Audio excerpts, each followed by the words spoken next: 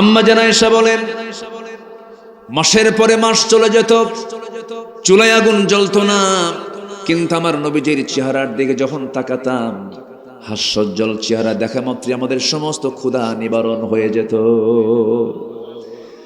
রাতের বেলা খাবার নাই, দরজায় এসে ডাকতেন না, আমি ঘুমিয়ে পড়লে পরে আমার ঘুম নষ্ট হয়ে যাবে। আম্মা জান আয়েশা বর্ণিত হাদিস এগুলো।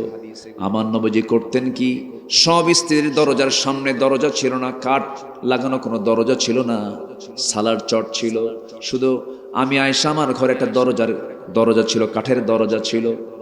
আমি যখন ঘুমিয়ে পড়তাম, যখন তিনি টের পেতেন আমার আয়েশা ঘুমন্ত, আমাকে না ডাক দিয়া আস্তে আস্তে করে শিকলটা খুলে ঘরে ঢুকতেন, আমাকে ডাকতেন না, আস্তে আস্তে করে আওয়াজ না দিয়ে দিয়ে দেখতেন আমার ঘরে কোনো খাবার আছে নাকি। খাবার নাই, কিচ্ছু অভিযোগও দিতেন না। আমার নবীজি শূন্য পেটে শুধু পানি পান করে রোজার নিয়তে গোটাটা দিন রোজায় কাটায় দিয়েছে। আমার নবীজি স্ত্রীদের হক আদায় করেছেন। আম্মা জান আয়েশা বলেন, আমি যখন উটের দুধ নিয়ে নবীর সামনে চলে যেতাম, যখন বলতাম ইয়া রাসূলুল্লাহ, উটের দুধ আপনার কাছে প্রিয়, আপনি পান করুন। রাসূল বলতেন, আয়েশা আমি আগে পান করব না, তুমি আগে পান করো। ঠেলে দিতেন আমার দিকে, গ্লাস আমার দিকে ঠেলে দিয়ে বলতেন তুমি আগে শুরু করো, আমি শেষ করব। আম্মা জান আয়েশা বলেন, আমি যেই দিক থেকে আমি ঠোঁট লাগায় ওই গ্লাসের দুধ পান করতাম, আমার নবীজি ঘাড় একটু নিচু করে দেখতেন আমি কোন দিকে ঠোঁট লাগালাম। তিনি ঠোঁটের চিহ্নটা মুখস্থ করে রাখতেন। আমি দুধ পান শেষে কিছু অংশ দুধ যখন নিচের দিকে রেখে দিতাম, বলতাম হুজুর এখন আপনি পান করুন, দাও আমাকে দাও। আমার দিকে তাকাতেন ভালোবাসার দৃষ্টিতে, মুহাব্বতের দৃষ্টিতে তাকায়া আমি আয়েশা যেদিকে ঠোঁট লাগিয়েছে ঠিক সেই জায়গায় আমার নবীজির ঠোঁটটা লাগায়া আমার দিকে তাকায় তাকায় মুস্কি মুস্কি হাসি মেরে অবশিষ্ট দুধ তিনি পান করতেন। জোরে বলে সুবহানাল্লাহ। ইসলামে স্বামী স্ত্রী মোহাব্বত আছে না নাই? আসতে বলবেন না, আছে না নাই? স্বামী স্ত্রী প্রেম কেমনে করতে হয়, মোহাব্বত পয়দা কেমন করে করতে রাসূল তা শিখিয়ে দিয়েছেন। আমার বন্ধুগণ, সেই স্বামী স্ত্রী মোহাব্বত হবে বাইরে না ঘরে। বলেন বাইরে না ঘরে? আর আজকে সেই মোহাব্বত চলে গেছে কোথায়? বাইরে। আর ঘরে তার মোহাব্বত, ঘরে এখন কি লেখি, ঘরে কি হয়, কি লেখি, ঘরে আর মোহাব্বত নাই। কারণ ঘরের মোহাব্বত বাইরে গেলে কি আর ঘরে মোহাব্বত থাকে? থাকে না। আমি উটের গোশত খেয়ে রাসূলকে বলতাম, ইয়া রাসূলুল্লাহ উটের গোশত নিয়ে এসেছি, আপনি ভক্ষণ করুন। রাসূল বলতেন, না আয়েশা তুমি আগে নাও, তুমি আগে খাও। আমি উটের গোশতগুলো খেয়ে খেয়ে হাড়গুলো চুষে চুষে রেখে দিতাম। আমার নবীজি সেই চুষে রাখা হাড়গুলো আমার নবীজি বাকি অবশিষ্ট চুষে চুষে খেয়ে নিতেন। আমার নবীজি আমাকে খুব মোহাব্বত করেছেন, খুব ভালোবেসেছেন। আমি একদিন আবেগ আপ্লুত হয়ে রাসূলকে বলছি, ইয়া রাসূলুল্লাহ আমি আয়েশা, আপনি একদিন মরে যাবেন, আমিও মরে যাব, আপনি কি আমাকে ভুলে যাবেন না তো? রাসূল বলেন, আয়েশা তুমি কেমন করে কথা বলো, কি হয়েছে তোমার বলো। হুজুর আপনি আমার জন্য একটু দোয়া করুন, আপনি আমার জন্য একটু খাস করে দোয়া করুন, আপনি আমার জন্য দোয়া করলে পর আমি সেই দোয়াটা শুনতে চাই। আমার নবীজির সামনে যখন এমন করে বলেন আম্মা জান আয়েশা, রাসূল সঙ্গে সঙ্গে হাতটা উঁচু করে বলছেন, আল্লাহ তাআলা আমার আয়েশার আগের গুনাহ, আমার আয়েশার পরের গুনাহ, জীবনের সমস্ত আগের পরের সমস্ত গুনাহগুলো আমার আয়েশার তুমি আল্লাহ মাফ করে দাও। খুব খুশি হয়ে গেছেন আম্মা জান আয়েশা সিদ্দিকা রাদিয়াল্লাহু তাআলা আনহা। রাসূল বলছেন, আয়েশা তুমি কিছু বলতে চাও নাকি, খুশি হয়েছো নাকি? এবার তিনি বলছেন, ইয়া রাসূলুল্লাহ এর চাইতে বড় আনন্দ কি হতে পারে, যার জন্য বিশ্বনবী দিল থেকে দোয়া করে আমার আগের গুনাহ পরের গুনাহ যেন মাফ হয়ে যায়। এর চাইতে বড় আনন্দ আমার জীবনের দ্বিতীয়টা হতে পারে না। রাসূল বলছেন, আয়েশা রে এই দোয়া শুধু তোমার জন্য করি না, আমি প্রত্যেকটা মুহূর্ত আমার উম্মতের জন্য ঠিক একই দোয়াই করি। জোরে বলেন সুবহানাল্লাহ। তাহলে এই দোয়া শুধু আম্মা জান আয়েশার জন্য না আমাদের জন্য? আমাদের জন্য। সেই নবীর উম্মত আমরা হতে পেরেছি। উম্মত যেহেতু আমরা, তার আদর্শ নেব রাসূলের না অন্যের? বলেন অন্যের আদর্শ, রাসূলের আদর্শ? রাসূলের আদর্শ থাকতে হবে নিজের সকল জায়গায়, মাথা থেকে পা পর্যন্ত, আপ টু বটম, প্রত্যেকটি জায়গায় রাসূলকে সামনে হাজির করব। কিয়ামতের দিন আমার সামনে রাসূল হাজির হয়ে যাবে। রাসূলকে লাগবে না এমন কোন স্টেশন আছে?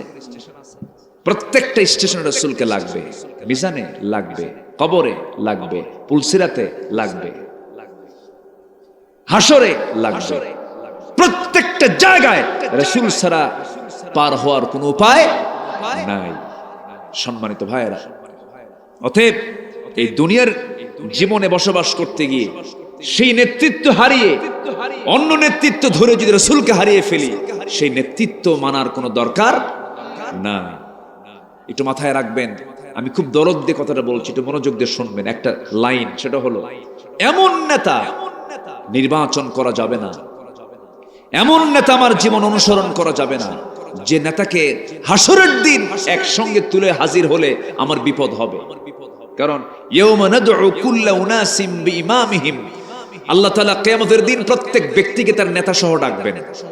তো সেই দিন এমন কোন নেতা যেন আমার দুনিয়াতে সিলেকশন না হয় যে নেতা নিয়ে আমি যখন আল্লাহর সামনে দাঁড়াবো আমি বিপদে পড়ে যাব। ওই নেতার নেতৃত্ব মানার কোনো দরকার। আমরা সচেতন হব। জোরে বলি ইনশাআল্লাহ, আর জোরে বলি ইনশাআল্লাহ। শামাইলে তিরমিজির ভিতরে এসেছে আমার নবীজির চরিত্র কেমন ছিল, আমার রাসূল কেমন ছিলেন। দাইমাল বিশরি, সদা হাস্যজ্জ্বল মানুষ ছিলেন। সাহালাল খুলকি, সহজ সরল স্বভাবের অধিকারী ছিলেন। লাইয়িনাল জানিব, কোমল হৃদয়ের অধিকারী ছিলেন। লাইসা বিফাযযিন ওয়ালা গালিযিন, রূঢ় বা কঠিন স্বভাবের ছিলেন না। ওয়ালা সাখাবিন ওয়ালা ফাহাশিন, উচ্চ স্বরে কথাও বলতেন না, আবার বাজে কোনো ভাষা মুখ থেকে একটা দিনের জন্য বের হয় নাই। আমার নবীজির কথা ছিল ক্ষীণ, ছোট্ট আওয়াজে কথা বলতেন, মিষ্ট ভাষায় কথা বলতেন। আমার নবীজির কথায় মুগ্ধ হয়ে বহু কাফের পর্যন্ত বলতে বাধ্য হয়েছে লা ইলাহা ইল্লাল্লাহু মুহাম্মাদুর রাসূলুল্লাহ সাল্লাল্লাহু আলাইহি ওয়াসাল্লাম। আমরা সুন্দর ভাষায় কথা বলবো, সুন্দর আচরণ করব, ব্যবহার হবে হলো মানে মার্জিত ব্যবহার হবে, কথা হবে সুন্দর। এগুলো হচ্ছে রাসূলের জীবনের সবচেয়ে প্রকৃত সুন্নাহ। আল্লাহু আকবার বলেন। আমার নবী যে মাঝে মাঝে চুপ থাকতেন, দীর্ঘ সময় কথা বলতেন না, দীর্ঘ সময় তিনি চুপ থাকতেন এবং তিনি বলতেন চুপ থাকায় নাজাত। জিহবার বিশ্রাম দাও, জিহবার বিশ্রাম দাও, জিহবাকে বেশি ব্যস্ত রেখো না, বেশি কথা বলবে হেরে যাবে, ঠকে যাবে, মানুষ কষ্ট পাবে। আল্লাহু আকবার বলেন। আমরা যতটুকু বলবো ওয়াল্লাযীনা হুম আনিল লাগফি মুআরিদুন, আমরা বেহুদা বাজে কোনো কথা থেকে নিজেকে অবশ্যই বিরত রাখার চেষ্টা করব। জোরে বলি ইনশাআল্লাহ। আমার নবীজির চরিত্রের এগুলো ছিল গুরুত্বপূর্ণ দিক। সম্মানিত ভাইয়েরা, নাম্বার 3 হলো রাসূলুল্লাহর আদর্শ আখিরাতের পথ এবং পাথেয়। 3 নাম্বার পয়েন্ট হচ্ছে আমরা তওবা করব, ইস্তেগফার করব। কার কাছে? আসতে বলবেন না, কার কাছে? ভাইয়েরা, আমার এই কথাগুলো শুধু আপনি শুনছেন না, এই কথাগুলো এখন তো প্রযুক্তির সময়, আধুনিক তথ্য প্রযুক্তির যুগে এই কথাগুলো গোটা দুনিয়া সাপ্লাই হয়ে যায়। হয়তো আগামীকালকে লক্ষ লক্ষ মানুষ এই আলোচনাগুলো শুনবে। তো এই জন্য একটু আমাকে সময় দেন, আপনার উপস্থিতির মধ্য দিয়ে যেন আমি কথার হকটা যেন একটু আদায় করতে পারি। একটু বসেন। নাম্বার 3 হচ্ছে তওবা করা, ইস্তেগফার করা। কার কাছে? মাফ চাইতেই হবে, কিন্তু একজনের কাছে। তিনি কে? জোরে বলেন, তিনি কে? ক্ষমা চাইবো আমরা কার কাছে? তওবা করব কার কাছে? তওবা করার জন্য বান্দা রেডি থাকবে, আর আল্লাহ ক্ষমা করার জন্য রেডি থাকবেন। লাউলাম তুযনিবু লাযাহাবাল্লাহু বিকুম ওয়া লাজাআ বিকওমিন হাত্তা ইউযনিবুন। ও বান্দা, তুমি যদি গুনাহ না করো, এই দুনিয়া থেকে তোমাকে বের করে দিয়ে এমন একটা জাতি পাঠাবো যে বান্দাগুলো গুনাহ করবে, চোখের পানি ফেলে ফেলে কাঁদবে, আমি তারে মাফ করে দেব। গুনাই নাই, কাঁদবেন কেমনে? এই জন্য গুনাহ বান্দার হবে। এটা অস্বাভাবিক না স্বাভাবিক? রাগ করতেছেন মনে হয় আপনারা। ফেরেশতার গুনাহ আছে? ফেরেশতার দাম বেশি না মানুষের দাম বেশি? ফেরেশতার গুনাহ করার যোগ্যতা নেই, গুনাহ করবে কেমনে?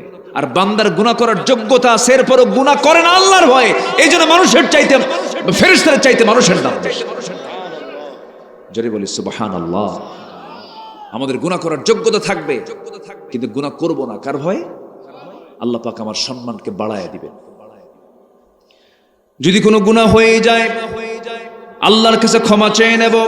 ওয়াতুবু ইলাল্লাহি জামিআন আইয়ুহাল মুমিনুনা লাআল্লাকুম তুফলিহুন। সূরাতুন নূর 31 নম্বর আয়াত। সফল যদি হতে চাও সবাই মিলে তওবা করো। হে মুমিনগণ, তওবা করলে পরে তোমরা সফল হয়ে যাবে। আল্লাহ পাক সূরা তাওবা নামে একটা সূরা নাযিল করেছেন, তুবু ইলাল্লাহি তাওবাতান নাসুহা التائبون العابدون الحامدون السائحون الراكعون الساجدون الآمرون بالمعروف والناهون عن المنكر والحافظون لحدود الله وبشر المؤمنين। জোরে বলুন আল্লাহু আকবার। তওবা করো। আমি রাসূল যে তওবা করি, ফাইন্নি আতুবু ফিল ইয়াউমি মিআত মাররা। আমি রাসূল নিজে সারা দিনে 100 বারেরও বেশি বার তওবা করি। ও দুনিয়ার মানুষ, তোমরা তওবা করো। যার জীবনে একটা গুনাহ নাই সে লোকটার নাম কি বলেন? মুহাম্মদ সাল্লাল্লাহু আলাইহি ওয়াসাল্লাম। অথচ তিনি 100 বারেরও বেশি বার তওবা করেন। সবচেয়ে বেশি কেঁদেছেন মুহাম্মদ সাল্লাল্লাহু। তার মতো কান্না পৃথিবীর কেউ কাঁদতে পারে নাই। আমার নবীজি ডুকরে ডুকরে কেঁদেছেন, চোখ ফুলে গেছে, সেজদায় পড়ে গেছেন, ঘন্টার পর ঘন্টা চলে গেছে, কান্না থামে না। লাইয়ান জুহাদুম মিনকুম, কেউ নাজাত পাবে না, কেউ নাজাত পাবে না। সাহাবা একরাম বলেন, ইয়া রাসূলুল্লাহ, আপনিও নাকি? হ্যাঁ, নাআম, আমিও। ইল্লা আইয়াতাখাম্মাদানি আল্লাহ, কিন্তু আল্লাহ আমাকে রহমতের চাদর দিয়ে বেষ্টন করেছেন, আল্লাহ পাক আমাকে মাফ করে দিবেন। আমার বন্ধুগণ, সেই বিশ্বনবীর আসন থেকে যদি রাসূল দিনের বেলা যদি সারা দিনে যদি 100 বারেরও বেশি বার তওবা করেন, আমাদের তওবা করার মনে হয় দরকার নাই? তওবার দরকার আছে না নাই বলেন? আছে। সাইয়্যিদুল ইস্তিগফারটা মুখস্থ করে নেবেন। আস্তাগফিরুল্লাহ ঘন ঘন পড়বেন। তাসবিহগুলো ঘন ঘন পড়বো। আমরা উঁচু জায়গায় চড়তেছি, আল্লাহু আকবার, আশ্চর্য জিনিস দেখতেছি, সুবহানাল্লাহ। কোন একটা ভালো জিনিস দেখলাম, সুসংবাদ পেলাম, আলহামদুলিল্লাহ। সর্বক্ষণ এই জিহ্বা ভিজায় রাখবো কার জিকির দিয়া বলেন? আসতে বলবেন না, কার জিকির দিয়া? আল্লাহর জিকির দিয়া। আমার বন্ধুগণ, নাম্বার 4 হলো রাসূলুল্লাহর আদর্শ, আখিরাতের পথ এবং পাথেয়র 4 নাম্বার পয়েন্ট হলো আল্লাহর সামনে দাঁড়ানোর ভয়। আল্লাহর সামনে দাঁড়ানোর ভয়ে আল্লাহর হারামকে বর্জন করে পবিত্র জীবন গঠন হলো আখিরাত নাজাত প্রাপ্তির শ্রেষ্ঠ একটা মাধ্যম। আল্লাহর ভয়ে আমরা সামনে দাঁড়ায়া যাব। আল্লাহর ভয়ে, কার ভয়ে? আল্লাহর ভয়ে নামাজে দাঁড়াবো, সকল হারামকে বর্জন করব। হারাম বর্জন করলে পরে জান্নাত আমার জন্য ওয়াজিব হয়ে যাবে। আল্লাহ রাব্বুল আলামিন বলেন, ওয়া আম্মা মান খাফা মাকামা রাব্বিহি ওয়া নাহান নাফসা আনিল হাওয়া ফাইন্নাল জান্নাতা হিয়াল মাওয়া। জোরে বলুন আল্লাহু আকবার। যার দিলের ভেতরে আল্লাহর ভয় জাগ্রত হয়ে যাবে এবং প্রবৃত্তির অনুসরণ থেকে যে ব্যক্তি নিজেকে গুটিয়ে রাখবে, নিবৃত রাখবে, আল্লাহ বলছেন আমি আল্লাহ তার জন্য 8টা জান্নাতের অন্যতম জান্নাত, জান্নাতে মাওয়া, আমি তার জন্য রেডি রেখে দিয়েছি। জোরে বলি সুবহানাল্লাহ। আমার আপনার জীবনের সবচেয়ে চূড়ান্ত প্রাপ্তি হলো জান্নাত। চূড়ান্ত প্রাপ্তি কি বলেন? জান্নাত। সবাই কি জান্নাত পেতে রাজি আছেন নাকি? কয় নাম্বার জান্নাত বলেন? কয় নাম্বার জান্নাত পেতে চান? কেউ তো কিছু কর না। বলেন জান্নাত কয়টা? বলেন মোট কয়টা জান্নাত? 8টা। 1 নম্বর জান্নাতের নাম কি? জান্নাতুল ফেরদাউস। চাইবো যখন আল্লাহর কাছে, কয় নাম্বারটা চাবে? 1 নাম্বারটা চাই। চাইলে আল্লাহর কাছে চাইতে গিয়ে আমার ভুল করব কেন? 1 নম্বর জান্নাত চাবো। জোরে বলি সুবহানাল্লাহ। আল্লাহ রাব্বুল আলামিন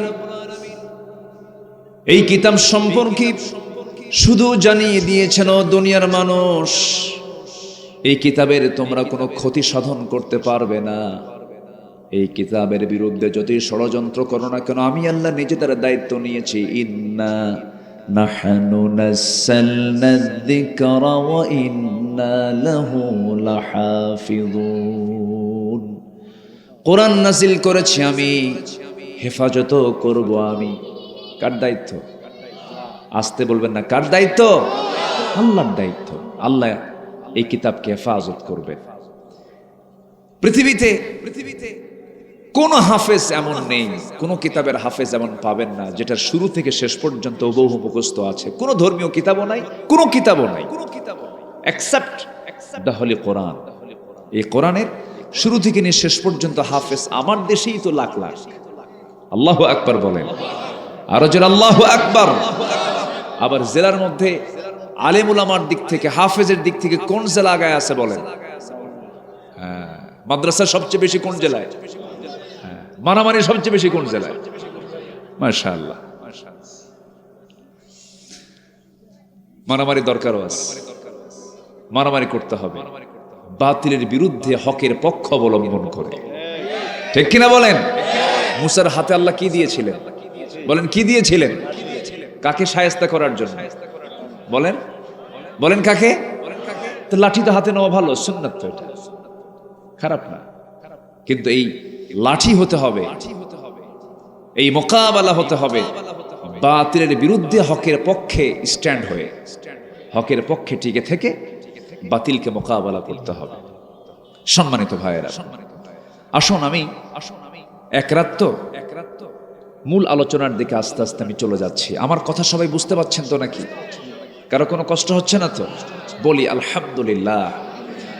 আমাকে মাহফিল কমিটি, বিশেষ করে বোরহান ভাই সহ এই কমিটির কিছু ভাইয়েরা আমাকে ফোন দিলেন। ভাবলাম এই আষাঢ় শ্রাবণ এই বর্ষায় মাহফিল করবে কেমনে? আগে বললাম যে বিকল্প কোনো জায়গা আছে তো? হুজুর সে ব্যবস্থা আছে, সমস্যা নাই। আল্লাহ আমাদের জন্য আজকে আকাশটাকে খুব সুন্দর বানিয়ে দিয়েছেন এবং the gentle breeze is blowing, মৃদুমন্দ বাতাস বইতেছে। কি সুন্দর একটা আবহাওয়া আমরা পেয়েছি। এটা কার মেহেরবানি বলে? বলি আলহামদুলিল্লাহ। সম্মানিত ভাইয়েরা, এই কালামকে যদি আপনি কোনো ব্যক্তি দিয়ে বুঝতে চান, বিশেষ কোনো পার্সন দিয়ে যদি কোরআনটাকে বুঝতে চান, একজন ব্যক্তির দিকে তাকাতে হবে। তিনি কে বলুন তো?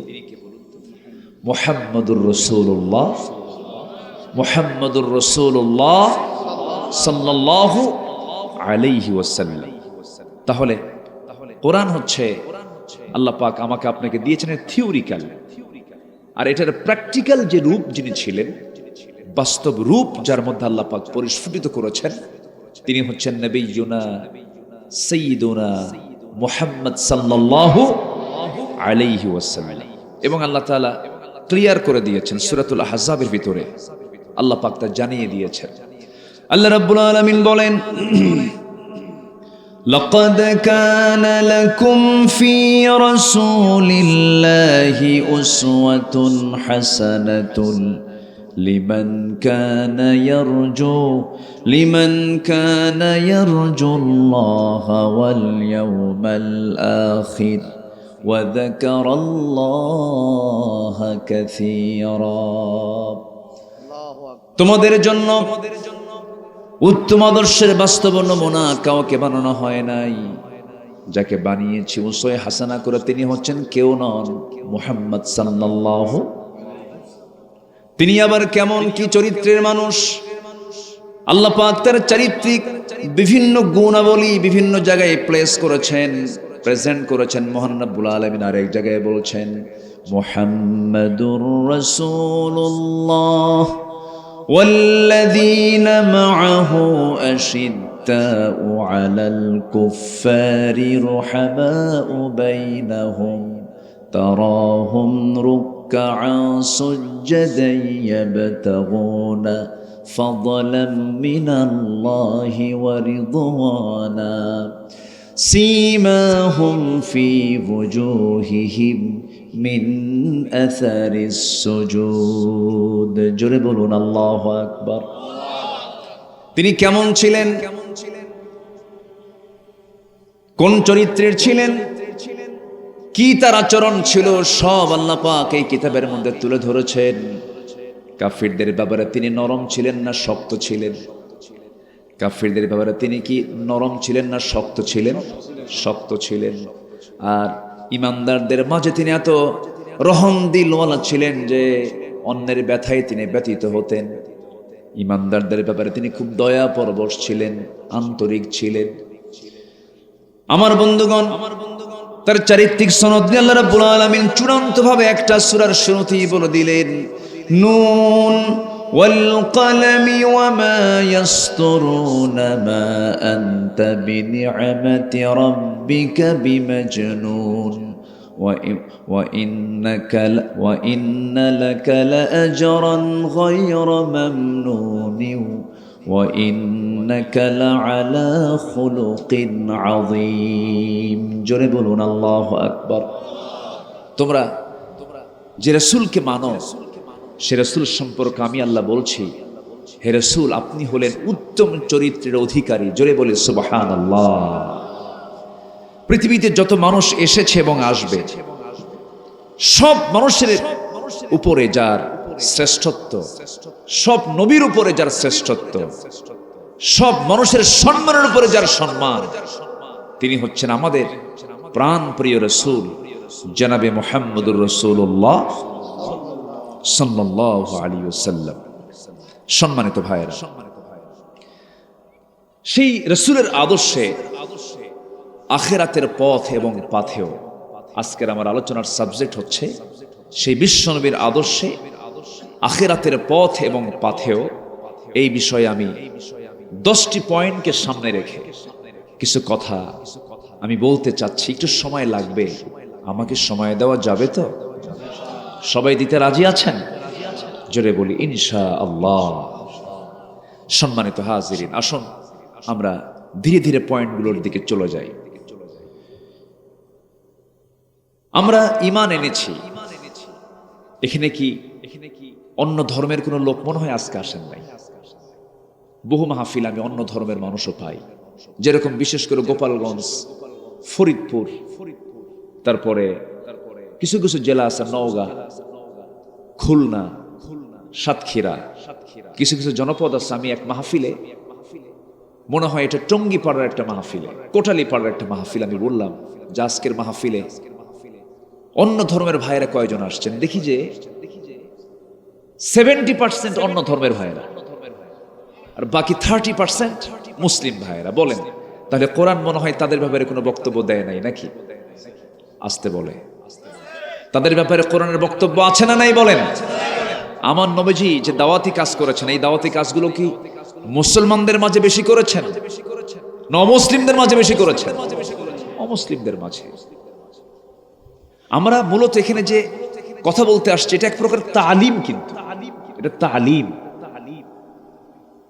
আমরা হয়তো শিক্ষা দিতে এসেছি, শিক্ষা নিতে এসেছি, কিন্তু দ্বীনের কালিমার যে দাওয়াত, এই দাওয়াতটা মূলত অন্য ধর্মে অথবা অমুসলিম সমাজে যে দাওয়াতটা দেওয়া হয় ওটাই হচ্ছে মূল দাওয়াত। এখানে যদিও এলাকার নাম ব্রাহ্মণবাড়িয়া, ব্রাহ্মণ নাই এখানে। ব্রাহ্মণ আছে? নাই। এখানে সবাই মুসলমান হয়ে বসে আছে, বলি আলহামদুলিল্লাহ। জি, নামের সংস্কার হবে একদিন ইনশাআল্লাহ। হবে না সংস্কার? ইয়াসরিব যদি মদিনা হয়, কি ইয়াসরিব যদি মদিনা হয়, আব্দুস শামস যদি আব্দুর রহমান হয়, অবশ্যই নবীজির সুন্নাহ যে নামে শিরকের গন্ধ আছে সেই শিরকের নামকে চেঞ্জ করে ফেলা, এটা সুন্নাহ। আল্লাহ পাক এমন একটা পরিবেশ আমাদেরকে তৈরি করে দেন। জোরে বলি আমিন। আমরা কথা বললেই তো দোষ হয়ে যায়, কোন দিকে কোন প্যাঁচ লাগায় আল্লাহ জানে। আবার তবে আমি দলিল ছাড়া কিন্তু বলি নাই। ইয়াসরিব যদি মদিনা হয়, আব্দুস শামস যদি আব্দুর রহমান হয়, একদিন শিরকের নামগুলো চেঞ্জ হয়ে তাওহীদের নামে রূপান্তর হবে ইনশাআল্লাহ। সম্মানিত ভাইয়েরা, সম্মানিত বন্ধুগণ, আমরা ঈমান এনেছি, আমরা বড় ভাগ্যবান, বলি আলহামদুলিল্লাহ। জোরে বলি আলহামদুলিল্লাহ। কিন্তু সেই ঈমান এনেছি, কিন্তু ঈমান টিকে রাখার দরকার আছে না নাই? আসতে বলবেন না, আছে না নাই? ঈমান শুধু আনলে হবে না, ঈমানটাকে টিকে রাখতে হবে। আল্লাহ রাব্বুল আলামিন বলেন, ইন্নাল্লাযীনা ক্বালু রাব্বুনাল্লাহু সুম্মা ইসতাকামু তাতানাজ্জালু আলাইহিমুল মালাইকা আল্লা তাখাফু ওয়া লা তাহজানু ওয়া আবশিরু বিল জান্নাতিল্লাতী কুনতুম তুআদুন। জোরে বলুন আল্লাহু আকবার। যারা বলবে আমার রব আল্লাহ, যারা স্বীকৃতি দেবে আমার রব আল্লাহ এবং তার উপরে টিকে থাকবে, তাদের জন্যই তো জান্নাত আছে। টিকে থাকবো না, জান্নাতও পাবো না। ইউসবিহু মুমিনান ওয়া ইউমসি কাফিরান। এমন একটা সময় আসবে সকালবেলা বান্দার ঈমান থাকবে, বিকেল বেলা কাফের হয়ে যাবে। আমার বন্ধুগণ, ঈমান এনেছি, বড় ভাগ্যবান আমরা। মুসলিম পরিবারে জন্ম নিয়েছি, ঈমানটাকে টিকিয়ে রাখা হলো সবচাইতে বড় চ্যালেঞ্জ। ঈমানটাকে টিকে রাখতে হবে। আমার নবীর শেষ জীবনে কিছু দাড়ি পেকে যাচ্ছিল। রাসূলকে আম্মা জান আয়েশা বললেন, ইয়া রাসূলুল্লাহি, আপনি তো বুড়ো হয়ে যাচ্ছেন, দাড়িগুলো পেকে যাচ্ছে। আমার নবীজি কেঁদে কেঁদে বলছেন, আমার আয়েশা, ওই আয়াতটা আমাকে বুড়া বানায় দিয়েছে। সে আয়াতটা হলো কি? ফাস্তাকিম কামা উমিরতা ওয়া মান তাবা মাআক ওয়ালা তাতগাও ইন্নাহু বিমা তা'মালুনা বাসীর। সূরা হুদের 112 নম্বর আয়াত। ও আয়েশা আমাকে বুড়া বানায় দিয়েছে। যে আয়াত আল্লাহ পাক আমাকে বলেছেন, হে রাসূল, আপনাকে যে ব্যাপারে আদেশ করা হয়েছে আপনি তার উপর অটল থাকেন, ইস্তেকামাত থাকেন। এই আয়াতটা যখন পড়ি আমার বড় টেনশন হয়। এই টেনশন, আমি বুড়া হয়ে গেছি। এই জন্য তাওহীদের পথে দৃঢ় থাকতে হবে, অবিচল থাকতে হবে, একনিষ্ঠতা নিয়ে আসতে হবে, ইখলাস নিয়ে আসতে হবে, তাজকিয়াতুন নফস নিয়ে আসতে হবে, নফসের শুদ্ধতা নিয়ে আসতে হবে। একনিষ্ঠতা নেই, ইবাদত কবুল হবে না। তাজকিয়াতুন নফস নেই, নফসের শুদ্ধতা নেই, ইবাদত কবুল হবে না। ইবাদত কবুলের জন্য পূর্ব কিছু শর্ত আছে, সেই শর্তগুলোর মধ্যে এগুলো হচ্ছে অন্যতম শর্ত। নফসের শুদ্ধতা থাকতে হবে, একনিষ্ঠতা থাকতে হবে। আল্লাহ রাব্বুল আলামিন প্রত্যেক বান্দাকে মুখলেস হওয়ার জন্য বলছেন, ওয়া মা উমিরু ইল্লা লিয়া'বুদুল্লাহা মুখলিসিনা লাহুদ্দীন। মুখলেস হব আমরা, জোরে বলি ইনশাআল্লাহ। আমরা কি ব্রাহ্মণবাড়ির মুখলেস হব না কোরআনের মুখলেস হব? ব্রাহ্মণবাড়ির মুখলেস আছে না? নাই আছে না? বহু মুখলেস নাই, নাম মুখলিসুর রহমান, কিন্তু ওইদিকে ভেজাল করে। কি করে? ভেজাল করে। এই মুখলেস হওয়া যাবে না, হতে হবে কোরআনের মুখলেস। জোরে বলি ইনশাআল্লাহ। একনিষ্ঠ হতে হবে, একমাত্র আল্লাহর জন্য সব কাজগুলো করতে হবে। মসজিদ বানায় দিলাম আল্লাহর জন্য, মাদ্রাসা বানালাম আল্লাহর জন্য, কিন্তু আল্লাহর জন্য বানালাম, কিন্তু আমার নামটা সেখানে যোগ হয় নাই, মনটা খারাপ, ইখলাস হলো না। দান করেছি, আমার নামটা বড় করে বলা হলো না, মন খারাপ, ইখলাস হলো না, নফসের শুদ্ধতা হলো না। ওই লোকটা সফল নয়।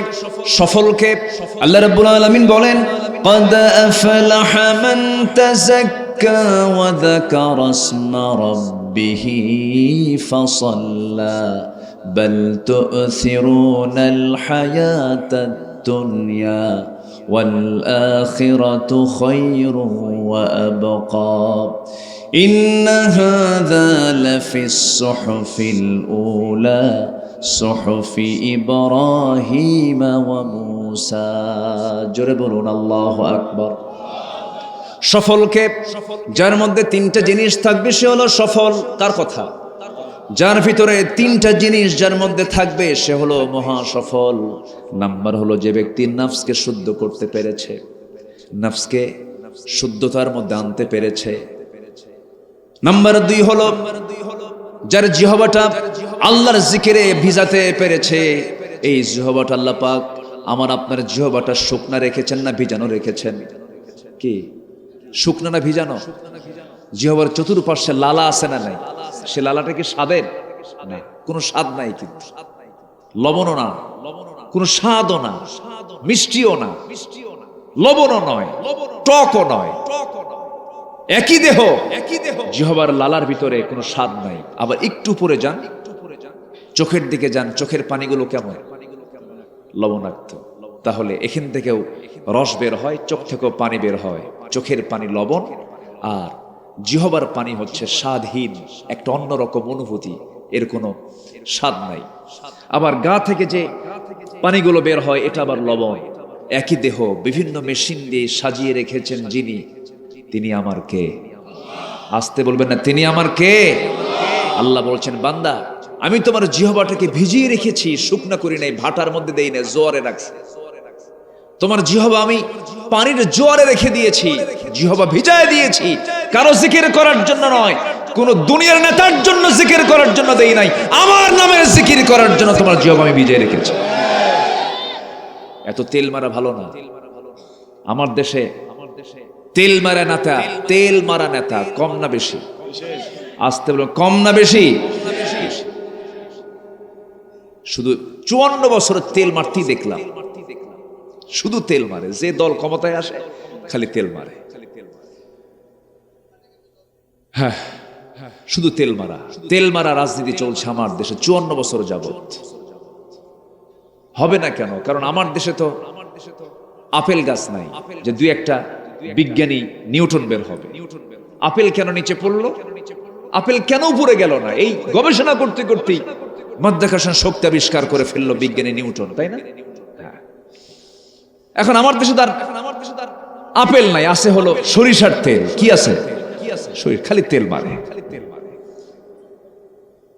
রাসূল বলেছেন, কোন ব্যক্তির সামনে কোন ব্যক্তি যখন তেল মারবে তার মুখে মাটি মারো। তার মুখে কি মারো? মাটি মারো। সংসদ বিগত 16 বছর ছিল শুধু তেল মারার জায়গা। মাঝে মাঝে মমতাজ আবার গানও গাইত। জানেন না আপনারা? জানেন না? গানও গাইত। এদেশের মানুষের ঘাম ঝরা অর্থর টাকা দিয়ে সংসদ চলে, প্রতি সেকেন্ডে হাজার হাজার টাকা খরচ হয়। সেই সংসদে দাঁড়িয়ে গান গায়, আর সমস্ত সংসদ সদস্যরা আস্তে গান কেন? রঙ্গমঞ্চ বানিয়েছিল ওরা। সম্মানিত ভাইয়েরা, সেই মমতাজ একটা গান গেয়েছিল, আজ থেকে আরো 25 বছর আগে এই গানটা গেয়েছে একজন নবীর বিরুদ্ধে। নবীর বিরুদ্ধে সে অপবাদ দিয়েছে, যে বন্ধু ইউসুফ হইয়া আমি জলে খারে থুইয়া কেমন করে ছুটতে যায় ফাইটটা যায়। যেরকম নাউজুবিল্লাহ। আচ্ছা বলেন তো, আল্লাহর নবী সূরত পৃথিবীতে দুজন নবীকে বেশি আল্লাহ পাক দিয়েছেন। এক নম্বর হচ্ছেন মুহাম্মদ সাল্লাল্লাহু, আরেকজন হচ্ছেন ইউসুফ আলাইহিস সালাতু ওয়াস সালাম। এই একজন আল্লাহর পয়গম্বর। আচ্ছা বলেন তো, প্রস্তাবটা এসেছিল ইউসুফ হতে না জুলাইখা হতে? এটা কি দুই পক্ষ না এক পক্ষ? দুই পক্ষে যেটা হবে সেটা হচ্ছে দুনিয়ার নোংরামি। কিন্তু এখানে বিবাহ পূর্ব একজনের স্ত্রী থাকা অবস্থায়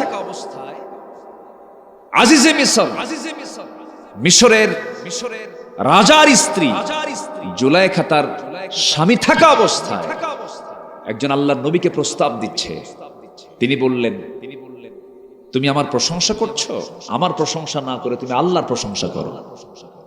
সুবহানাল্লাহ বলবেন না? বলে আমি তোমার জন্য পাগল। কেন? আমি আল্লাহর জন্য পাগল। তোমার চক্ষু কত সুন্দর টানা টানা। উনি বললেন, না, এই চোখ যিনি বানিয়েছেন আমার চোখের প্রশংসা না করে আল্লাহর প্রশংসা করে। সেই জায়গায় তিনি দাওয়াত দিচ্ছেন। তিনি কি জুলাইখার প্রস্তাব গ্রহণ করেছেন? আসতে বলুন, গ্রহণ করেছেন। এত বড় একটা অপবাদ দিয়েছে। সম্মানিত ভাইয়েরা, এই সমস্ত নষ্টা ভ্রষ্টা বদমাইশগুলো আবার মাঝে মাঝে ফতুয়াও দিত। আমি তো হাদিস পড়েছি, বুখারী, মুসলিম, তিরমিজি, নাসাই, আবু দাউদ, মিশকাত, সিয়াসিত্তা পড়ছি। মিশকাত ও সিয়াসিত্তা, এই হচ্ছে অবস্থা। আবার এরকম ফতুয়া শুনেছি, আগামীকাল কি ঈদুল আজহার, জানাজা নামাজ। শুনছে কিনা বলেন? শুনছি। বুখারী শরীফের 40 পারায় আসছে। বুখারী শরীফ 40 পারা। এই হচ্ছে আমাদের অবস্থা ছিল। অতএব কোনো তেল মারার পিছনে আমরা যাব না, প্রশংসা করতেই হবে একজনের, তিনি আমার কে? যিনি আমার জিহ্বাটাকে ভিজিয়ে রেখেছেন। যদি জিহ্বাটা শুকনা হতো, জিহ্বার চতুর্পার্শ্ব যদি পানি না হতো, পানি না থাকতো, মুখ থেকে কথা বের হতো না। সুন্দর গান আপনি গাইতে পারতেন না, সুন্দর তেলাওয়াত আপনি করতে পারতেন না। তাহলে অবদানটা কার? আল্লাহ। রাগ করতেছেন নাকি আপনারা? আমার বন্ধুগণ, আল্লাহ রাব্বুল আলামিন বান্দাকে ডাক দিয়ে বলছেন, বান্দারে, প্রশংসা পাওয়ার দাবিদার পৃথিবীর কেউ হতে পারে না। প্রথম দাবিদার হলাম আমি, আল্লাহ রাব্বুল আলামিন। আমার পরিচয় আমি তোমাকে শিখিয়ে দিচ্ছি, তুমি আমার প্রশংসা করবে কেমনে? সবাই বলুন আলহামদুলিল্লাহি রাব্বিল আলামিন। আমার রব শুধু মানুষের না, রব্বুল আলামিন, সবার রব। যেরকম সুবহানাল্লাহ। আমেরিকার রবকে, রাশিয়ার রবকে, জার্মানির রবকে, গোটা পৃথিবীর রবকে, আকাশের মালিককে, জমিনের মালিককে, সাবআতু আবহুর, সাত সমুদ্রের মালিককে। তো প্রশংসা এমনি দুর্বল লোকের কইরা লাভ কি? প্রশংসা করবই করব, বড় কারো করব। বড় আমার কে? সাব্বিহিসমা রাব্বিকাল আ'লা। সে আল্লাহর প্রশংসা করব আমরা। এই দুর্বল টুর্বল গাঁজা খায় শীত হয়ে পড়ে থাকে, এক সাপ মারছে 5 আগস্টের দিন, এক দৌড়ে দিল্লি গিয়ে পড়ছে। তো এগুলো প্রশংসা করে লাভ আছে নাকি? প্রশংসা করব সেই মহান রবের, যিনি কখনো পরাজিত হবেন না, যিনি কখনো মরবেন না, যিনি কখনো হেরে যাবেন না। তিনি আমার কে? আল্লাহ। আমরা আল্লাহকে একমাত্র প্রশংসার জায়গায় রাখবো। এই পথেই টিকে থাকতে হবে আমাকে আপনাকে।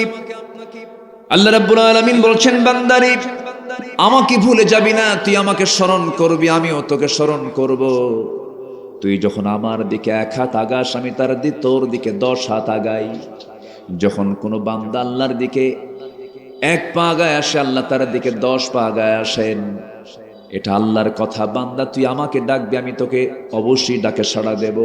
আয়াতটা খুবই কমন, যারা পারেন ঠোঁট মিলিয়ে বলুন, ফাযকুরুনি আযকুরকুম ওয়াশকুরুলি ওয়ালা তাকফুরুন। জোরে বলুন আল্লাহু আকবার।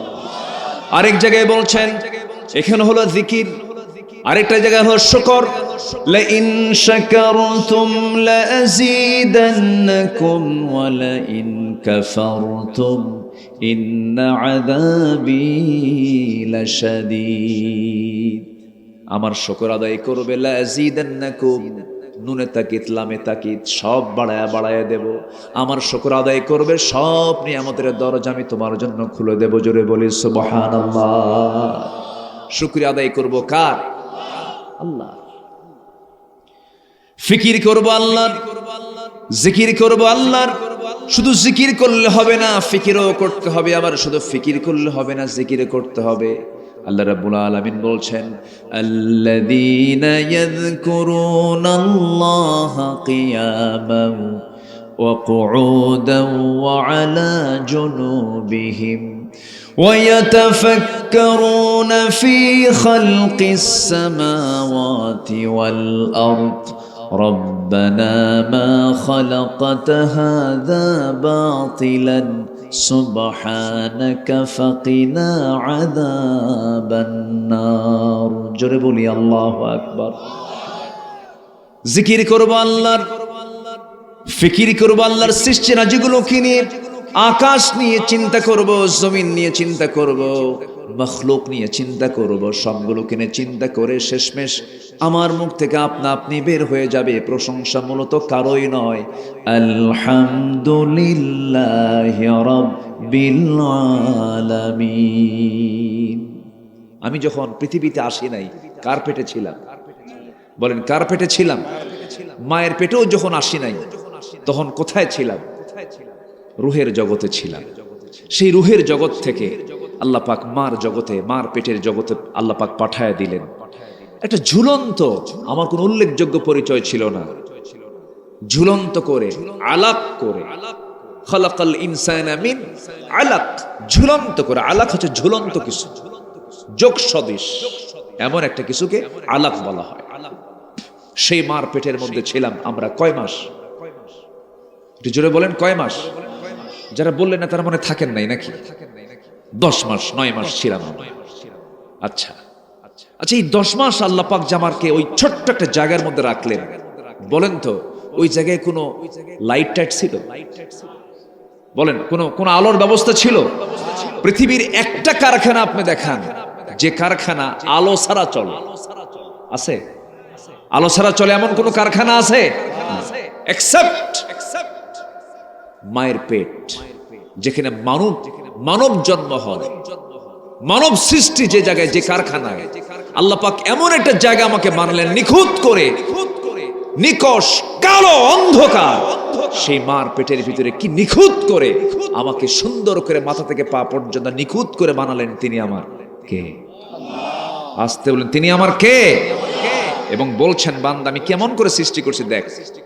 আল্লাহ রাব্বুল আলামিন বলেন, আল্লাযী খালাকাকা ফাসাওয়াকা ফাআদালাক ফি আইয়ি সূরাতিন মা শাআ রাক্কাবাক আলাম নাজআল লাহু আইনাইনি ওয়া লিসানাও ওয়া শাফাতাইনি ওয়া হাদাইনাহুন নাজদাইন।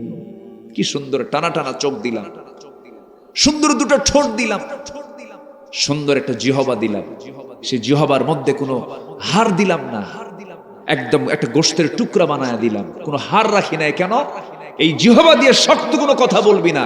জিহবার মধ্যেও হাড় নামক শক্ত কিছু নাই, তোর কথার মধ্যে কোনো শক্ত কোনো আঘাত দিয়ে কোনো তুই কথা বলতে পারবি না। জোরে বলে সুবহানাল্লাহ। মানুষ মায়ের আঘাত বেশি পায় না কথায় আঘাত বেশি পায়? কথায়। আল্লাহ পাক আমাকে আপনি কত সুন্দর করে বানিয়েছেন, প্রশংসা তো তারই হবে। তার হক সবার আগে আদায় করতে হবে। আজান শোনা মাত্রই যেতে হবে কার হক আদায় করার জন্য? নামাজ আমরা পড়বো। জোরে বলি ইনশাআল্লাহ।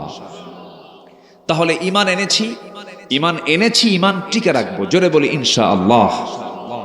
ঈমানটাকে কখনোই বিক্রি করা যাবে না। বিক্রি হয়ে যায় কিন্তু 10 টাকা ঈমান বিক্রি করে ফেলে, আছে কিনা বলেন? 10 টাকা পাইছে, ঈমান বেঁচে শেষ। আমার বন্ধুগণ,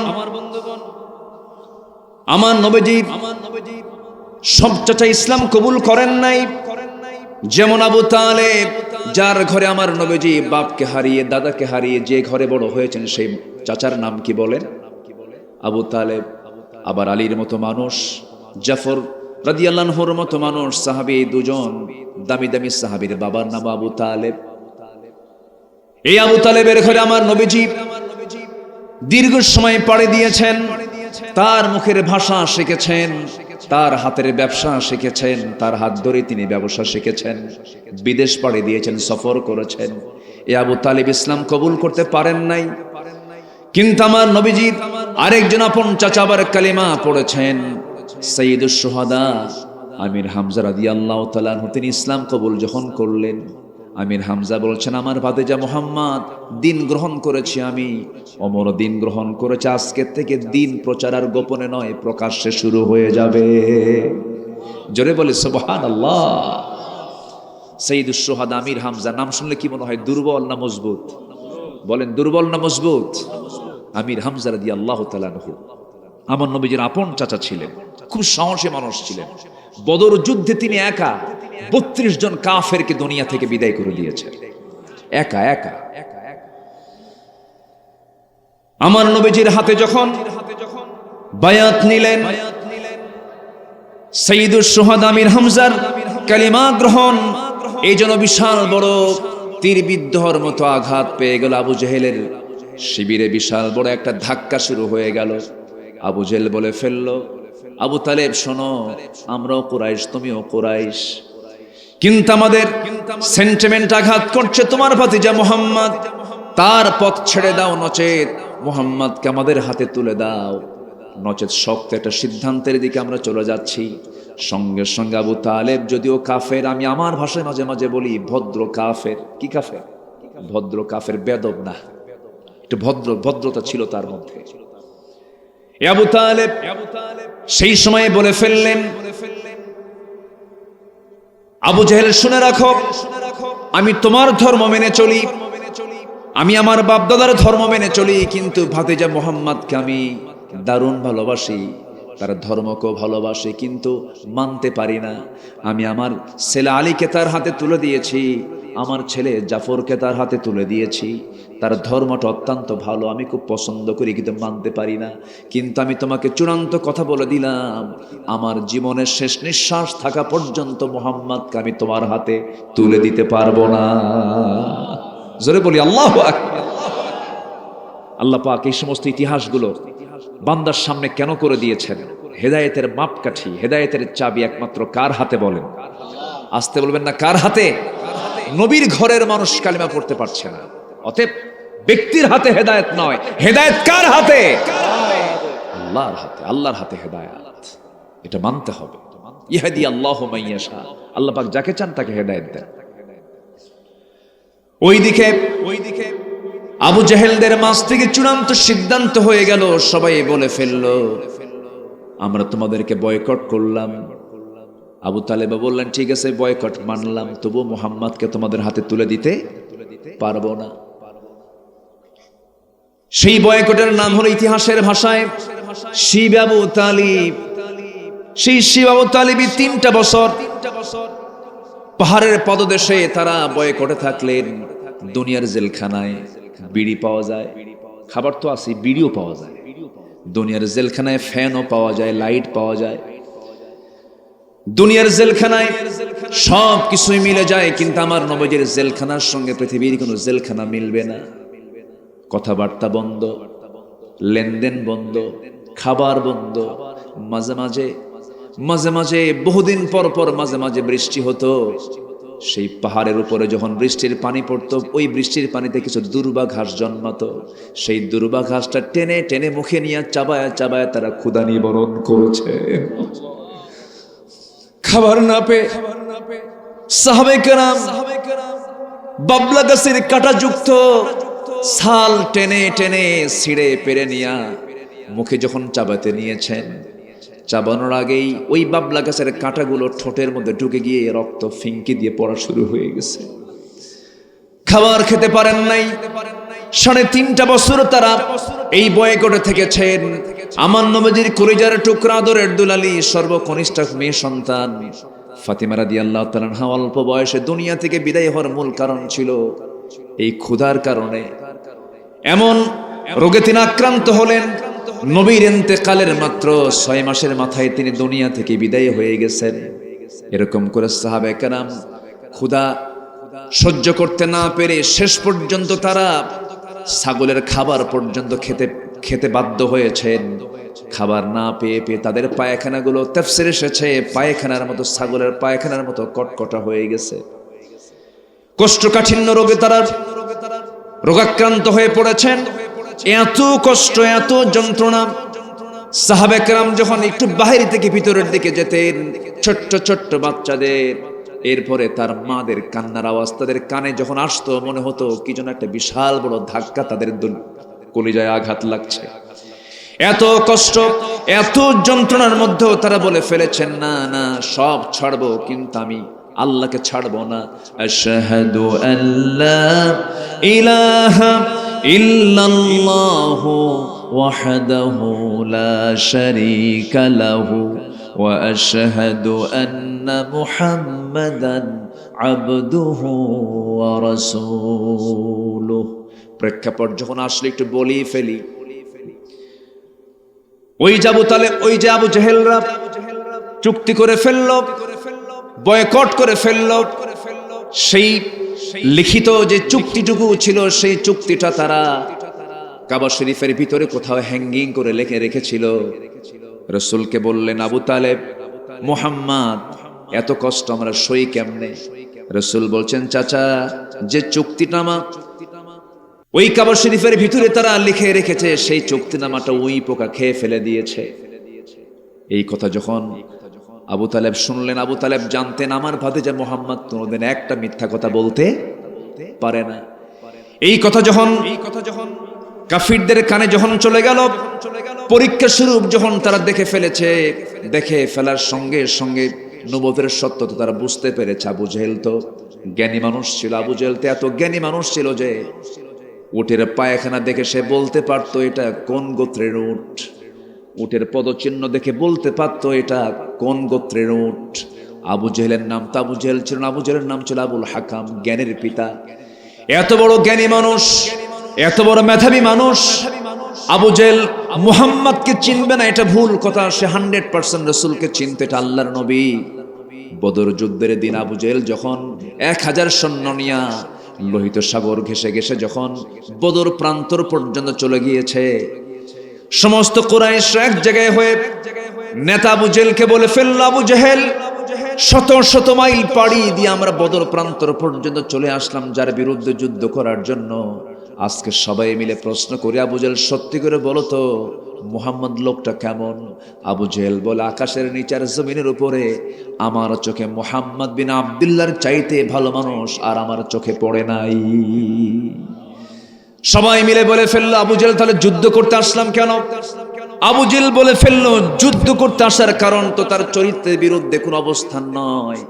যুদ্ধ করতে আসার মূল কারণ হলো আমার ক্ষমতা চলে যাবে, আমার নেতৃত্ব চলে যাবে, নেতৃত্ব টিকে রাখার জন্য আজকে মুহাম্মাদের বিরুদ্ধে যুদ্ধ করতে এসেছি। আরবের সব লোক তারা মনে প্রাণে বিশ্বাস করত যে মুহাম্মদ একজন 100% চরিত্রবান মানুষ। আল্লাহু আকবার বল। সম্মানিত ভাইয়েরা, তাহলে আমরা সেই চরিত্রই আনবো। ঈমান এনেছি, ঈমানটাকে কখনো বিক্রি করতে দেওয়া যাবে না, অনড় থাকবো আমরা। রাসূলুল্লাহর আদর্শ থেকে আমরা এটাই খুঁজে পাচ্ছি। এক নাম্বার 2, আখলাকের পরিপূর্ণতা। আমাদের যে চরিত্র হবে এটা কি সুন্দর না অসুন্দর? বলেন সুন্দর না অসুন্দর? এক জায়গায় না সব জায়গায়? বলেন এক জায়গায় না সব জায়গায়? সব জায়গায়। আমার নবীজির চরিত্র যেমন সব জায়গায় সুন্দর ছিল, আমরাও চেষ্টা করবো আমাদের চরিত্র সব জায়গায় সুন্দর রাখা। বলেন তো একটা চরিত্রবান ভালো আখলাকের মানুষ নেশা করতে পারে? বলে নেশা করতে পারে? একটা সুন্দর চরিত্রের মানুষ কখনো নেশাখোর হতে পারে না। আমার দেশে নেশাখোর আছে না নাই? বলেন।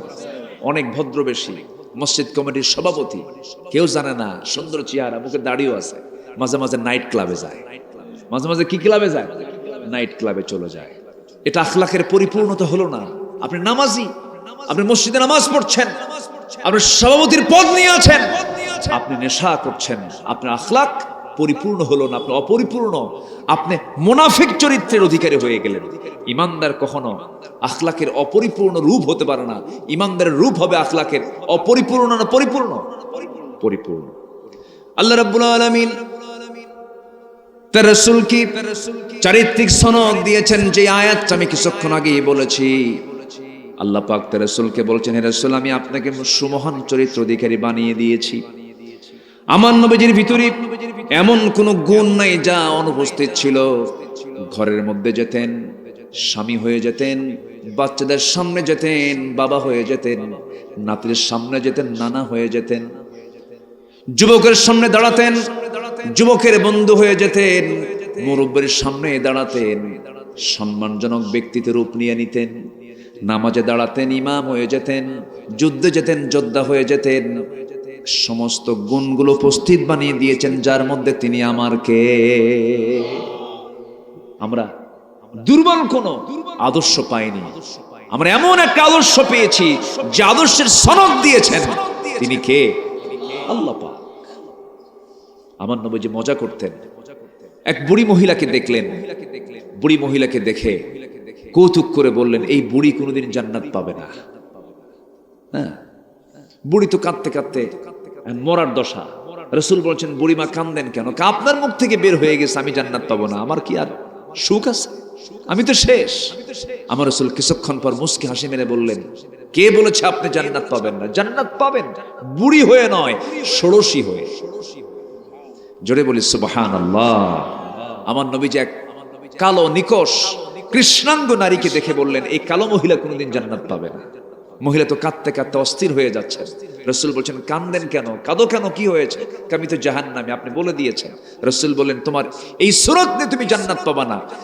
জান্নাতে তুমি প্রবেশ করবে চাঁদের মতো সুরত ধারণ করে। আমার নবীজি মজা করেও কথা বলতেন, সবার সঙ্গে মিশতেন, বাচ্চাদের সঙ্গে যখন দেখতেন বাচ্চাদেরকে, বাচ্চারা রসুলকে দেখা মাত্র রসুল এত প্রিয় ছিলেন যে তাদের সব খেলা ছেড়ে দিয়ে নবীর সঙ্গে খেলাধুলায় পাগল হয়ে যেত। এত মিশুক মানুষ ছিলেন মুহাম্মদ সাল্লাল্লাহু আলাইহি ওয়াসাল্লাম। আমার নবীজি ঘরের মধ্যে যখন ঢুকতেন, স্ত্রীরা রসুলকে দেখে আনন্দে আত্মহারা হয়ে যেত। ঘরে খাবার ছিল না, অভিযোগ ছিল না। আম্মা জান আয়েশা বলেন, মাসের পরে মাস চলে যেত, চুলায় আগুন জ্বলতো না, কিন্তু আমার নবীজির চেহারার দিকে যখন তাকাতাম, হাস্যোজ্জ্বল চেহারা দেখা মাত্রই আমাদের সমস্ত ক্ষুধা নিবারণ হয়ে যেত। রাতের বেলা খাবার নাই, দরজায় এসে ডাকতেন না, আমি ঘুমিয়ে পড়লে পরে আমার ঘুম নষ্ট হয়ে যাবে। আম্মা জান আয়েশা বর্ণিত হাদিস এগুলো। আমার নবীজি করতেন কি, সব স্ত্রীর দরজার সামনে দরজা ছিল না, কাঠ লাগানো কোনো দরজা ছিল না, সালার চট ছিল। শুধু আমি আয়েশা, আমার ঘরে একটা দরজা ছিল, কাঠের দরজা ছিল। আমি যখন ঘুমিয়ে পড়তাম, যখন তিনি টের পেতেন আমার আয়েশা ঘুমন্ত, আমাকে না ডাক দিয়া আস্তে আস্তে করে শিকলটা খুলে ঘরে ঢুকতেন, আমাকে ডাকতেন না, আস্তে আস্তে করে আওয়াজ না দিয়ে দিয়ে দেখতেন আমার ঘরে কোনো খাবার আছে নাকি। খাবার নাই, কিচ্ছু অভিযোগও দিতেন না। আমার নবীজি শূন্য পেটে শুধু পানি পান করে রোজার নিয়তে গোটাটা দিন রোজায় কাটায় দিয়েছে। আমার নবীজি স্ত্রীদের হক আদায় করেছেন।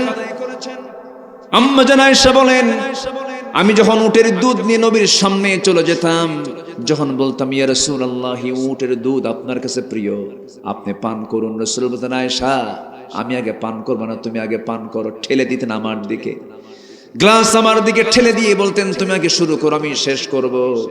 আম্মা জান আয়েশা বলেন, আমি যেই দিক থেকে আমি ঠোঁট লাগায় ওই গ্লাসের দুধ পান করতাম, আমার নবীজি ঘাড় একটু নিচু করে দেখতেন আমি কোন দিকে ঠোঁট লাগালাম। তিনি ঠোঁটের চিহ্নটা মুখস্থ করে রাখতেন। আমি দুধ পান শেষে কিছু অংশ দুধ যখন নিচের দিকে রেখে দিতাম, বলতাম হুজুর এখন আপনি পান করুন, দাও আমাকে দাও। আমার দিকে তাকাতেন ভালোবাসার দৃষ্টিতে, মুহাব্বতের দৃষ্টিতে তাকায়া আমি আয়েশা যেদিকে ঠোঁট লাগিয়েছে ঠিক সেই জায়গায় আমার নবীজির ঠোঁটটা লাগায়া আমার দিকে তাকায় তাকায় মুস্কি মুস্কি হাসি মেরে অবশিষ্ট দুধ তিনি পান করতেন। জোরে বলে সুবহানাল্লাহ। ইসলামের স্বামী স্ত্রী মোহাব্বত আছে না নাই? আসতে বলবেন না, আছে না নাই? স্বামী স্ত্রী প্রেম কেমনে করতে হয়, মোহাব্বত পয়দা কেমন করে করতে রাসূল তা শিখিয়ে দিয়েছেন। আমার বন্ধুগণ, সেই স্বামী স্ত্রী মোহাব্বত হবে বাইরে না ঘরে। বলেন বাইরে না ঘরে? আর আজকে সেই মোহাব্বত চলে গেছে কোথায়? বাইরে। আর ঘরে তার মোহাব্বত, ঘরে এখন কি লেখি, ঘরে কি হয়, কি লেখি, ঘরে আর মোহাব্বত নাই। কারণ ঘরের মোহাব্বত বাইরে গেলে কি আর ঘরে মোহাব্বত থাকে? থাকে না। আমি উটের গোশত খেয়ে রাসূলকে বলতাম ইয়া রাসূলুল্লাহ, উটের গোশত নিয়ে এসেছি, আপনি ভক্ষণ করুন। রাসূল বলতেন না আয়েশা তুমি আগে নাও, তুমি আগে খাও। আমি উটের গোশতগুলো খেয়ে খেয়ে হাড়গুলো চুষে চুষে রেখে দিতাম। আমার নবীজি সেই চুষে রাখা হাড়গুলো আমার নবীজি বাকি অবশিষ্ট চুষে চুষে খেয়ে নিতেন। আমার নবীজি আমাকে খুব মোহাব্বত করেছেন, খুব ভালোবেসেছেন। আমি একদিন আবেগ আপ্লুত হয়ে রাসূলকে বলছি ইয়া রাসূলুল্লাহ, আমি আয়েশা, আপনি একদিন মরে যাবেন, আমিও মরে যাব, আপনি কি আমাকে ভুলে যাবেন না তো? রাসূল বলেন আয়েশা তুমি কেমন করে কথা বলো, কি হয়েছে তোমার বলো। হুজুর আপনি আমার জন্য একটু দোয়া করুন, আপনি আমার জন্য একটু খাস করে দোয়া করুন, আপনি আমার জন্য দোয়া করলে পরে আমি সেই দোয়াটা শুনতে চাই। আমার নবীজির সামনে যখন এমন করে বলেন আম্মা জান আয়েশা, রাসূল সঙ্গে সঙ্গে হাতটা উঁচু করে বলছেন আল্লাহ তাআলা আমার আয়েশার আগের গুনাহ, আমার আয়েশার পরের গুনাহ, জীবনের সমস্ত আগের পরের সমস্ত গুনাহগুলো আমার আয়েশার তুমি আল্লাহ মাফ করে দাও। খুব খুশি হয়ে গেছেন আম্মা জান আয়েশা সিদ্দিকা রাদিয়াল্লাহু তাআলা আনহা। রাসূল বলছেন আয়েশা তুমি কিছু বলতে চাও নাকি, খুশি হয়েছো নাকি? এবার তিনি বলছেন ইয়া রাসূলুল্লাহ, এর চাইতে বড় আনন্দ কি হতে পারে যার জন্য বিশ্বনবী দিল থেকে দোয়া করে আমার আগের গুনাহ পরের গুনাহ যেন মাফ হয়ে যায়। এর চাইতে বড় আনন্দ আমার জীবনের দ্বিতীয়টা হতে পারে না। রাসূল বলছেন আয়েশা রে, এই দোয়া শুধু তোমার জন্য করি না, আমি প্রত্যেকটা মুহূর্ত আমার উম্মতের জন্য ঠিক একই দোয়াই করি। জোরে বলেন সুবহানাল্লাহ। তাহলে এই দোয়া শুধু আম্মা জান আয়েশার জন্য না আমাদের জন্য? আমাদের জন্য। সেই নবীর উম্মত আমরা হতে পেরেছি। উম্মত যেহেতু আমরা, তার আদর্শ নেব রাসূলের না অন্যের? বলেন, অন্যের আদর্শ না রাসূলের আদর্শ? রাসূলের আদর্শ থাকতে হবে নিজের সকল জায়গায়, মাথা থেকে পা পর্যন্ত, আপ টু বটম, প্রত্যেকটি জায়গায় রাসূলকে সামনে হাজির করব। কিয়ামতের দিন আমার সামনে রাসূল হাজির হয়ে যাবে। রাসূলকে লাগবে না এমন কোন স্টেশন আছে? প্রত্যেকটা স্টেশনে রাসূলকে লাগবে। মিজানে লাগবে, কবরে লাগবে, পুলসিরাতে লাগবে, হাসরে লাগবে। প্রত্যেকটা জায়গায় রাসূল ছাড়া পার হওয়ার কোনো উপায় নাই। সম্মানিত ভাইয়েরা, অতএব এই দুনিয়ার জীবনে বসবাস করতে গিয়ে সেই নেতৃত্ব হারিয়ে অন্য নেতৃত্ব ধরে যদি রাসূলকে হারিয়ে ফেলি, সেই নেতৃত্ব মানার কোনো দরকার নাই। একটু মাথায় রাখবেন, আমি খুব দরদ দিয়ে কথাটা বলছি, একটু মনোযোগ দিয়ে শুনবেন। একটা লাইন, সেটা হলো, এমন নেতা নির্বাচন করা যাবে না, এমন নেতা আমার জীবন অনুসরণ করা যাবে না যে নেতাকে হাসরের দিন একসঙ্গে তুলে হাজির হলে আমার বিপদ হবে। কারণ ইয়াউমা নাদউ কুল্লা উনাসিম বিইমামিহিম, আল্লাহ তাআলা কিয়ামতের দিন প্রত্যেক ব্যক্তিকে তার নেতা সহ ডাকবেন। তো সেই দিন এমন কোন নেতা যেন আমার দুনিয়াতে সিলেকশন না হয়, যে নেতা নিয়ে আমি যখন আল্লাহর সামনে দাঁড়াবো আমি বিপদে পড়ে যাব। ওই নেতার নেতৃত্ব মানার কোনো দরকার। আমরা সচেতন হব। জোরে বলি ইনশাআল্লাহ, আর জোরে বলি ইনশাআল্লাহ। সামাইলে তিরমিজির ভিতরে এসেছে, আমার নবীজির চরিত্র কেমন ছিল, আমার রাসূল কেমন ছিলেন? দাইমাল বিশরি, সদা হাস্যোজ্জ্বল মানুষ ছিলেন। সাহালাল খুলকি, সহজ সরল স্বভাবের অধিকারী ছিলেন। লাইয়িনাল জানিব, কোমল হৃদয়ের অধিকারী ছিলেন। লাইসা বিফাযযিন ওয়ালা গালিযিন, রূঢ় বা কঠিন স্বভাবের ছিলেন না। ওয়ালা সাখাবিন ওয়ালা ফাহাশিন, উচ্চ স্বরে কথাও বলতেন না, আবার বাজে কোনো ভাষা মুখ থেকে একটা দিনের জন্য বের হয় নাই। আমার নবীজির কথা ছিল ক্ষীণ, ছোট্ট আওয়াজে কথা বলতেন, মিষ্ট ভাষায় কথা বলতেন। আমার নবীজির কথায় মুগ্ধ হয়ে বহু কাফের পর্যন্ত বলতে বাধ্য হয়েছে, লা ইলাহা ইল্লাল্লাহু মুহাম্মাদুর রাসূলুল্লাহ সাল্লাল্লাহু আলাইহি ওয়াসাল্লাম। আমরা সুন্দর ভাষায় কথা বলবো, সুন্দর আচরণ করব, ব্যবহার হবে হলো মানে মার্জিত ব্যবহার হবে, কত হবে সুন্দর। এগুলো হচ্ছে রাসূলের জীবনের সবচেয়ে প্রকৃত সুন্নাহ। আল্লাহু আকবার বলেন। আমার নবী মাঝে মাঝে চুপ থাকতেন, দীর্ঘ সময় কথা বলতেন না, দীর্ঘ সময় তিনি চুপ থাকতেন এবং তিনি বলতেন, চুপ থাকায় নাজাত। জিহবার বিশ্রাম দাও, জিহবার বিশ্রাম দাও, জিহবাকে বেশি ব্যস্ত রেখো না, বেশি কথা বলবে হেরে যাবে, ঠকে যাবে, মানুষ কষ্ট পাবে। আল্লাহু আকবার বলেন। আমরা যতটুকু বলবো, ওয়াল্লাযীনা হুম আনিল লাগফি মুআরিদুন, আমরা বেহুদা বাজে কোনো কথা থেকে নিজেকে অবশ্যই বিরত রাখার চেষ্টা করব। জোরে বলি ইনশাআল্লাহ। আমার নবীজির চরিত্রের এগুলো ছিল গুরুত্বপূর্ণ দিক। সম্মানিত ভাইয়েরা, নাম্বার 3 হলো রাসূলুল্লাহর আদর্শ আখিরাতের পথ এবং পাথেয়। 3 নাম্বার পয়েন্ট হচ্ছে আমরা তওবা করব, ইস্তেগফার করব। কার কাছে? আসতে বলবেন না, কার কাছে? ভাইয়েরা, আমার এই কথাগুলো শুধু আপনি শুনছেন না, এই কথাগুলো এখন তো প্রযুক্তির সময়, আধুনিক তথ্য প্রযুক্তির যুগে এই কথাগুলো গোটা দুনিয়া সাপ্লাই হয়ে যায়। হয়তো আগামীকালকে লক্ষ লক্ষ মানুষ এই আলোচনাগুলো শুনবে। তো এই জন্য একটু আমাকে সময় দেন, আপনার উপস্থিতির মধ্য দিয়ে যেন আমি কথার হকটা যেন একটু আদায় করতে পারি। একটু বসেন। নাম্বার 3 হচ্ছে তওবা করা, ইস্তেগফার করা। কার কাছে? মাফ চাইতেই হবে, কিন্তু একজনের কাছে। তিনি কে? জোরে বলেন, তিনি কে? ক্ষমা চাইব আমরা কার কাছে? তওবা করব কার কাছে? তওবা করার জন্য বান্দা রেডি থাকবে, আর আল্লাহ ক্ষমা করার জন্য রেডি থাকবেন। লাউলাম তুযনিবু লাযাহাবাল্লাহু বিকুম ওয়া লাজাআ বিকওমিন হাত্তা ইউযনিবুন। ও বান্দা, তুমি যদি গুনাহ না করো, এই দুনিয়া থেকে তোমাকে বের করে দিয়ে এমন একটা জাতি পাঠাবো যে বান্দাগুলো গুনাহ করবে, চোখের পানি ফেলে ফেলে কাঁদবে, আমি তারে মাফ করে দেব। গুনাই নাই, কাঁদবেন কেমনে? এই জন্য গুনাহ বান্দার হবে, এটা অস্বাভাবিক না স্বাভাবিক? রাগ করতেছেন মনে হয় আপনারা। ফেরেশতার গুনাহ আছে? ফেরেশতার দাম বেশি না মানুষের দাম বেশি? ফেরেশতার গুনাহ করার যোগ্যতা নেই, গুনাহ করবে কেমনে? আর বান্দার গুনাহ করার যোগ্যতা আছে, এরপরও গুনাহ করে না আল্লাহর ভয়ে। এই জন্য মানুষের চাইতে, ফেরেশতার চাইতে মানুষের দাম বেশি। জোরে বলি সুবহানাল্লাহ। আমাদের গুনাহ করার যোগ্যতা থাকবে, কিন্তু গুনাহ করব না কার ভয়ে? আল্লাহ পাক আমার সম্মানকে বাড়ায় দিবেন।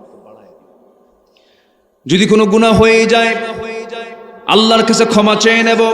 ওয়াতুবু ইলাল্লাহি জামিআন আইয়ুহাল মুমিনুনা লাআল্লাকুম তুফলিহুন। সূরাতুন নূর 31 নম্বর আয়াত। সফল যদি হতে চাও সবাই মিলে তওবা করো। হে মুমিনগণ, তওবা করলে পরে তোমরা সফল হয়ে যাবে।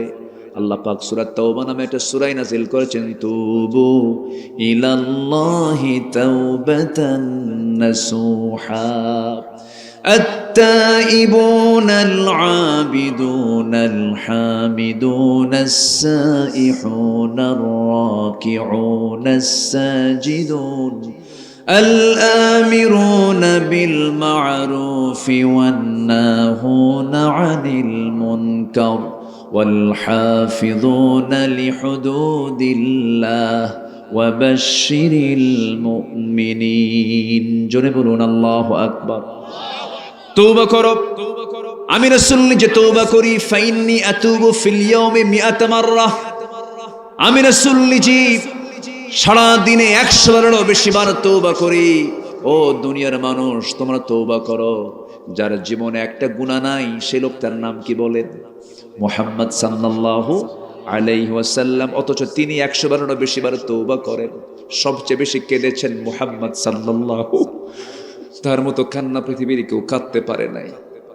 আমার নবীজি ডুকরে ডুকরে কেঁদেছেন, চোখ ফুলে গেছে, সেজদায় পড়ে গেছেন, ঘন্টার পর ঘন্টা চলে গেছে, কান্না থামে না। লাইয়ান জুহাদুম মিনকুম, কেউ নাজাত পাবে না, কেউ নাজাত পাবে না। সাহাবা کرام বলেন, ইয়া রাসূলুল্লাহ, আপনিও নাকি? হ্যাঁ, নাআম, আমিও। ইল্লা আইয়াতাখাম্মাদানি আল্লাহ, কিন্তু আল্লাহ আমাকে রহমতের চাদর দিয়ে বেষ্টন করেছেন, আল্লাহ পাক আমাকে মাফ করে দিবেন। আমার বন্ধুগণ, সেই বিশ্বনবীর আসন থেকে যদি রাসূল দিনের বেলা যদি সারা দিনে যদি 100 বারেরও বেশি বার তওবা করেন, আমাদের তওবা করার মনে হয় দরকার নাই? তওবার দরকার আছে না নাই বলেন? আছে। সাইয়্যিদুল ইস্তিগফারটা মুখস্থ করে নেবেন। আস্তাগফিরুল্লাহ ঘন ঘন পড়বেন। তাসবিহগুলো ঘন ঘন পড়বো আমরা। উঁচু জায়গায় চড়তেছি, আল্লাহু আকবার, আশ্চর্য জিনিস দেখতেছি, সুবহানাল্লাহ। কোন একটা ভালো জিনিস দেখলাম, সুসংবাদ পেলাম, আলহামদুলিল্লাহ। সর্বক্ষণ এই জিহ্বা ভিজায় রাখবো কার জিকির দিয়া বলেন? আসতে বলবেন না, কার জিকির দিয়া? আল্লাহর জিকির দিয়া। আমার বন্ধুগণ, নাম্বার 4 হলো রাসূলুল্লাহর আদর্শ, আখিরাতের পথ এবং পাথেয়র 4 নাম্বার পয়েন্ট হলো আল্লাহর সামনে দাঁড়ানোর ভয়। আল্লাহর সামনে দাঁড়ানোর ভয়ে আল্লাহর হারামকে বর্জন করে পবিত্র জীবন গঠন হলো আখিরাত নাজাত প্রাপ্তির শ্রেষ্ঠ একটা মাধ্যম। আল্লাহর ভয়ে আমরা সামনে দাঁড়ায়া যাব। আল্লাহর ভয়ে, কার ভয়ে? আল্লাহর ভয়ে নামাজে দাঁড়াবো, সকল হারামকে বর্জন করব। হারাম বর্জন করলে পরে জান্নাত আমার জন্য ওয়াজিব হয়ে যাবে। আল্লাহ রাব্বুল আলামিন বলেন, ওয়া আম্মা মান খাফা মাকামা রাব্বিহি ওয়া নাহান নাফসা আনিল হাওয়া ফাইন্নাল জান্নাতা হিয়াল মাওয়া। জোরে বলুন আল্লাহু আকবার। যার দিলের ভেতরে আল্লাহর ভয় জাগ্রত হয়ে যাবে এবং প্রবৃত্তির অনুসরণ থেকে যে ব্যক্তি নিজেকে গুটিয়ে রাখবে, নিবৃত রাখবে, আল্লাহ বলছেন, আমি আল্লাহ তার জন্য 8টা জান্নাতের অন্যতম জান্নাত, জান্নাতে মাওয়া, আমি তার জন্য রেডি রেখে দিয়েছি। জোরে বলি সুবহানাল্লাহ। আমার আপনার জীবনের সবচেয়ে চূড়ান্ত প্রাপ্তি হলো জান্নাত। চূড়ান্ত প্রাপ্তি কি বলেন? জান্নাত। সবাই কি জান্নাত পেতে রাজি আছেন নাকি? কয় নাম্বার জান্নাত বলেন? কয় নাম্বার জান্নাত পেতে চান? কেউ তো কিছু কর না। বলেন জান্নাত কয়টা? বলেন মোট কয়টা জান্নাত? 8টা। 1 নাম্বার জান্নাতের নাম কি? জান্নাতুল ফেরদাউস। চাইবই যখন আল্লাহর কাছে, কয় নাম্বারটা চাবে? 1 নাম্বারটা চাই। চাইলে আল্লাহর কাছে চাইতে গিয়ে আমার ভুল করব কেন? 1 নম্বর জান্নাত চাবো। জোরে বলি সুবহানাল্লাহ। কোরআনকে প্রশ্ন করুন, কোরআন এখন তুমি বলো 1 নম্বর জান্নাতের আমল কি?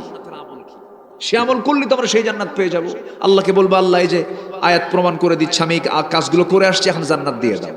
সুবহানাল্লাহ বলবেন না? আল্লাহ রাব্বুল আলামিন বলেন 1 নম্বর জান্নাত আমি তাকেই দেব। সূরাতুল মুমিনুনের ভিতরে আল্লাহ রাব্বুল আলামিন 7টা আমল শিখিয়ে দিয়ে জান্নাতুল ফেরদাউস বুঝিয়ে নিতে বলেছেন। আবার সূরা কাহফের শেষের দিকে আল্লাহ রাব্বুল আলামিন 2টা আমলের কথা বলে দিয়েছেন। 2টা আমল কি?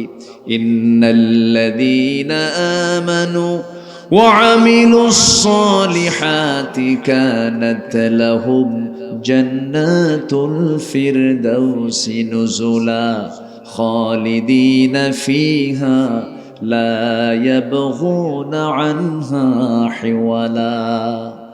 সূরা মুমিনুনে বলছেন কি? قد أفلح المؤمنون الذين هم في صلاتهم خاشعون والذين هم عن اللغو معرضون والذين هم للزكاة فاعلون والذين هم لفروجهم حافظون. নাম্বার 1 নামাজ, নাম্বার 2 জিহ্বাকে সংযত করা, নাম্বার 3 হলো যাকাত দেওয়া, নাম্বার 4 হলো, নাম্বার 4 হলো নিজের লজ্জাস্থানকে হেফাজত করা, নাম্বার 5 হলো ওয়াল্লাযীনা হুম লিআমানাতিহিম ওয়া আহদিহিম রাউন। নাম্বার 5 হলো আমানত ঠিক রাখা, আমানতের খেয়ানত করা যাবে না। নাম্বার 6 হলো ওয়াদা ঠিক রাখা, প্রতিশ্রুতি ঠিক রাখা। নাম্বার 7 নামাজ দিয়ে শুরু, নামাজ দিয়ে শেষ। ওয়াল্লাযীনা হুম আলা সালাওয়াতিহিম ইউহাফিযুন উলাইকা হুমুল ওয়ারিসুন الذين يرثون الفردوس هم فيها خالدون. 7টা কাজে জান্নাতুল ফেরদাউস। কয়টা কাজে বলেন? 7টা কাজে কয় নাম্বার জান্নাত? 1 নম্বর জান্নাত। নাম্বার 1 হলো নামাজ, নাম্বার 2 হলো জিহ্বা সংযত, নাম্বার 3 হলো যাকাত, নাম্বার 4 হলো লজ্জাস্থানে হেফাজত করা, নাম্বার 5 হলো আমানত ঠিক রাখা, নাম্বার 6 হলো ওয়াদা ভঙ্গ না করা, নাম্বার 7 হলো নামাজ যত্নশীল হওয়া, নামাজটা ঠিক মতো আদায় করে নামাজটা যত্নশীল হওয়া। এই 7টা কাজ করবে যে জান্নাতুল ফেরদাউস বুঝে পাবে, সে জোরে কোন সুবহানাল্লাহ। আসেন দোয়া করে দেই নাকি? চালাবো? আর বুরহান ভাই চালাবো? জোরে বলি ইনশাআল্লাহ, জোরে বলি ইনশাআল্লাহ। 4 নাম্বার চলে গেল। আমার বন্ধুগণ, আল্লাহর ভয়টা এমন একটা বিষয়, আল্লাহর ভয় যার মধ্যে থাকবে সে কখনো হারাম কাজে যেতে পারবে না। মানুষ পৃথিবীতে ভালো থাকবে প্রশাসনের ভয়ে না আল্লাহর ভয়ে। আসতে বলবেন না, প্রশাসনের ভয় না আল্লাহর ভয়? আল্লাহর ভয়ে। সাইয়েদনা ওমর ফারুকের আমলে কোন এক রাতের আধারে সাইয়েদনা ওমর ফারুক তিনি জনগণকে দেখার জন্য তিনি ঘর থেকে বের হয়েছেন। বের হওয়ার পরে নিঝুম পল্লীর মধ্যে ঢুকলেন। ঢুকে দেখেন ছোট্ট একটা ঘরের ভিতরে 2জন মহিলা কথা কয়। কয়জন মহিলা? 2জন মহিলা কথা বলে। 2জন মহিলার কথোপকথন চলছিল। 2জন মহিলার ভিতরে একজন মেয়ে, আরেকজন মা। মা তার মেয়েকে বলছে, মা রে, আজকে উটের যে দুধ হয়েছে এই দুধ বিক্রি করে সংসার চলবে না, দুধের মধ্যে পানি দাও। হালাল না হারাম? আসতে বলবেন না, হালাল না হারাম? এমন 2 নম্বরই কাজ তো আমার দেশে নাই, রাস্তার কাজ আরো নাই। আছে, এগুলো আছে আমার দেশে। রাস্তার কাজ কি শেষ হয়? বলেন কোনোদিন শেষ হয়? একদিকে ধরে আরেকদিকে শেষ না হতে এইদিকে চামড়া নাই। কেন? এর কারণ হচ্ছে কি? নির্ভেজাল না ভেজাল? ভেজাল। দুধের মধ্যে পানি দিয়ে দাও। মেয়েকে এই কথা বলা মাত্র মেয়ে বলছে, মা এই কাজ আমার দ্বারা হবে না, কারণ এটা হারাম কাজ। ওয়া আম্মা মান খাফা মাকাম রাব্বিহি, আল্লাহর ভয় আমার মধ্যে আছে, মা এই কাজটা আমি করতে পারবো না। কে দেখো এই কাজটা করলে এখানে কেউ দেখবে না, ওমর তো এখানে নাই, তার প্রশাসন এখানে নাই, কেউ দেখতে পাবে না, অন্ধকারের মধ্যে পানি ঢুকায়া দাও দুধের ভিতরে।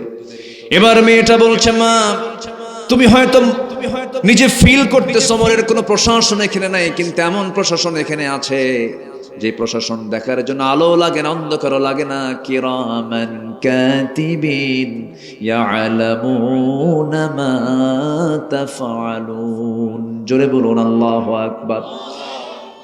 এই কথা শোনার সঙ্গে সঙ্গে সাইয়েদনা ওমর ফারুক রাদিয়াল্লাহু তাআলা আনহু দেরি করলেন না, চোখে পানি চলে এলো। শুকরিয়া স্বরূপ তিনি সেজদায় পড়ে কেঁদে বলছেন, আল্লাহ, আমার অধীনের জনগণগুলো তারা আখিরাত সম্পর্কে এতটুকু সচেতন। বাড়িতে চলে গেছেন, বউটাকে ডাক দিয়ে বলছে, বউ আমার কপাল খুলে গেছে। কি কপাল? ছেলের জন্য বউ খুঁজে পাই না, ছেলেকে বিয়ে করাবো, যাও অমুক বাড়িতে একটা মেয়ে আছে, সেই মেয়েটাই হবে আমার ছেলের বউ। ওমরের মতো মানুষ, অর্ধ দুনিয়ার শাসনকর্তা, ছেলেকে বিয়ে করাচ্ছেন সম্পদ দেখে, গাড়ি দেখে, বাড়ি দেখে না, তাকওয়া দেখে। ছেলের আমেরিকায় বাড়ি আছে কিনা, সিটিজেনশিপ আছে কিনা, ইউরোপে তার সফর আছে কিনা, কত লক্ষ টাকা ক্যাশ আছে, মঙ্গল গ্রহে অফিস আছে নাকি। এত কিছু দেখতে গিয়ে ইমান লাগে না, সব বিক্রি হয়ে যায়, ধ্বংস হয়ে যায়। ওমর ফারুকের মতো মানুষ একজন শাসনকর্তার চেয়ারে বসে নিজের ছেলেকে বিয়ে করালেন দুধ বিক্রেতার মেয়ের সাথে। জোরে বলুন সুবহানাল্লাহ। ইন্না আকরামাকুম ইনদাল্লাহি আতকাকুম। তার আমলে, তার শাসন আমলে আরেকটা ঘটনা মনে পড়লো। একজন দুধ হাদিয়া স্বরূপ নিয়ে আসছে। তো দুধ দিয়ে যেরকম সেমাই বানায়, এদিকে আরো কি বানায় বলেন, আপনার এলাকায় কি বানায়? পায়েস টায়েস বানায়। এরকম জাতীয় একটা খাবার, উন্নত মানের একটা খাবার নিয়ে চলে আসছে। বললেন যে আপনার জন্য আমি গরিব মানুষ হাদিয়া স্বরূপ নিয়ে আসছি, গরিবের খাবার। ভাবলেন যে এত কষ্ট করে আনছে, উনি খাইলেন। খাওয়ার পরে বলেন, তুমি দুধটা পাইছো কোথায়? যখন বলছেন দুধটা পাইছো কোথায়, তখন বলে ফেলছে, এটা আমার রাষ্ট্রীয় তহবিল থেকে আমাকে দেওয়া হয়, আমি গরিব মানুষ। উনি ভাবলেন, সেই দুধ আবার আমি খাইলাম, এটা কেমন কথা? ওই গরিব লোকটা বলতেছে, আমিরুল মুমিনিন, আমি আপনাকে মহব্বত করে দিচ্ছি, এটা তো আমি এটার মালিক হয়ে গেছি, এরপর আমি আপনাকে দিয়েছি, আপনার কোনো সমস্যা নাই। সমস্যা নাইও, কিন্তু তিনি করলেন কি? তিনি ভাবলেন, আমার যদি এই মুহূর্তে মৃত্যু হয়, আল্লাহ যদি আমাকে প্রশ্ন করেন, গরিবের হক, গরিবের খাবার তোর পেটে, মুখের মধ্যে নখ ঢুকায় দিলেন, জোর করে সেই খাবার বের করে পেটটাকে তিনি ফাঁকা করে দিলেন। কার ভয়? আসতে বলবেন না, কার ভয়? আল্লাহর ভয়। মানুষ ভালো হবে কার ভয়? আমার দেশের শাসক এক নম্বর এখন হওয়া দরকার কার ভয় করা শাসক? কার ভয় করা শাসক? আল্লাহর ভয় করা শাসক এখন দরকার আমার দেশে। ওমরের মতো লোক দরকার, আবু বকরের মতো লোক দরকার। সোটটা দিয়ে আমরা আর দেশ চালাতে চাই না। আইয়ুব করেছে শাসন, মুজিব দিয়েছে ভাষণ, জিয়া কেটেছেন খাল, এরশাদের তাল বেতাল, ঠিক আছে না? সব দেখা শেষ। আগামীর দেশ আমরা দেখতে চাই কোরআনের দেশ। জোরে বলি ইনশাআল্লাহ, আর জোরে বলি ইনশাআল্লাহ। আমাদের সাহায্যকারী কে? আল্লাহ। আল্লাহ কবুল করুন, জোরে বলি আমিন। নাম্বার 5 হলো আমানতদারিতা এবং বিশ্বস্ততা। যার আমানত নাই তার ঈমানও নাই। লা ঈমানা লিমান লা আমানাতা লাহ। আমানত ঠিক রাখতে হবে, বিশ্বস্ততা থাকতে হবে। আমানতের খেয়ানতকারী ঈমানদার হয় না বেঈমান হয়? বেঈমান। আল্লাহ রাব্বুল আলামিন বলেন, ইন্নাল্লাহা ইয়া'মুরুকুম আন তু'আদ্দুল আমানাতি ইলা আহলিহা ওয়া ইযা হাকামতুম বাইনান নাসি আন তাহকুমু বিল আদল ইন্নাল্লাহা নি'মা ইয়া'iদুকুম বিহি। আল্লাহ বলছেন, আল্লাহ তোমাদেরকে অর্ডার করেছেন তোমরা আমানতটা ঠিক রাখো এবং তোমরা বিচার করবে, ফয়সালা করবে একমাত্র কার বিধান দিয়া? বলেন, কার বিধান দিয়া? আল্লাহর বিধান দিয়া। আমানতদারিতার সবচেয়ে বড় একটা বিশ্বস্ততার জায়গা। আমানত যার ঠিক থাকবে তার সব ঠিক থেকে যাবে, আমানতদারিতা যারা থাকবে না তার কিছুই ঠিক থাকবে না। ওমরে ফারুকের শাসন আমল, রাষ্ট্রীয় তহবিলের একজন দায়িত্বশীল, সে রাষ্ট্রীয় তহবিলে 1 দিনার পড়েছিল, সেই দিনারটা একটা মাত্র দিনার, 1 দিনার, সেই দিনারটা নিয়ে এসে ওমরে ফারুকের ছেলেকে দিয়ে দিল। ওমরে ফারুক রাদিয়াল্লাহু তাআলা আনহু সেই দিনারটা দেখেই বললেন, আমার কলিজার টুকরার সন্তান, এই দিনার তুমি কোথায় পেয়েছো? ওই রাষ্ট্রের তহবিলের রক্ষক আমাকে দিয়েছে। তিনি তাকে তলব করে বললেন, এই রক্ষক, তুমি এই একটা দিনার আমার ছেলেকে দিলে, এই দিনারটা কোথায় তুমি পেয়েছো?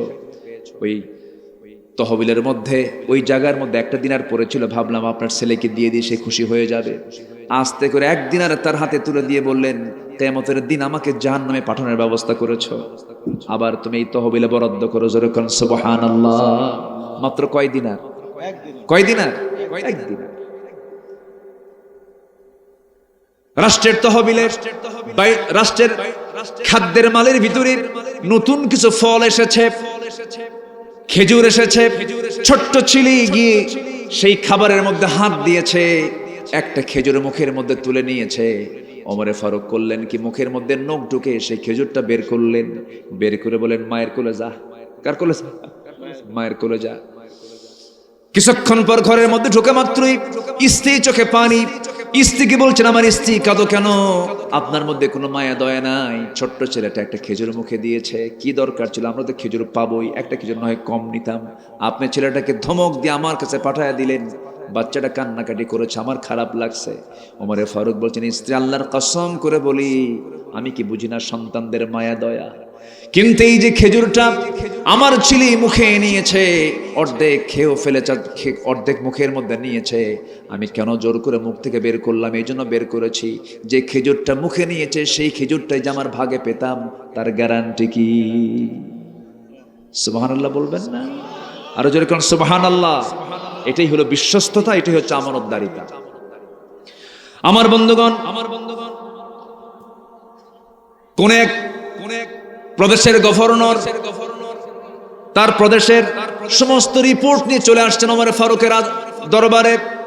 রাত হয়ে গেছে, ঘরের মধ্যে তিনি বসে আছেন, প্রদীপ জ্বলতেছে রাষ্ট্রের তেল দিয়ে। কিসের তেল দিয়ে বলেন?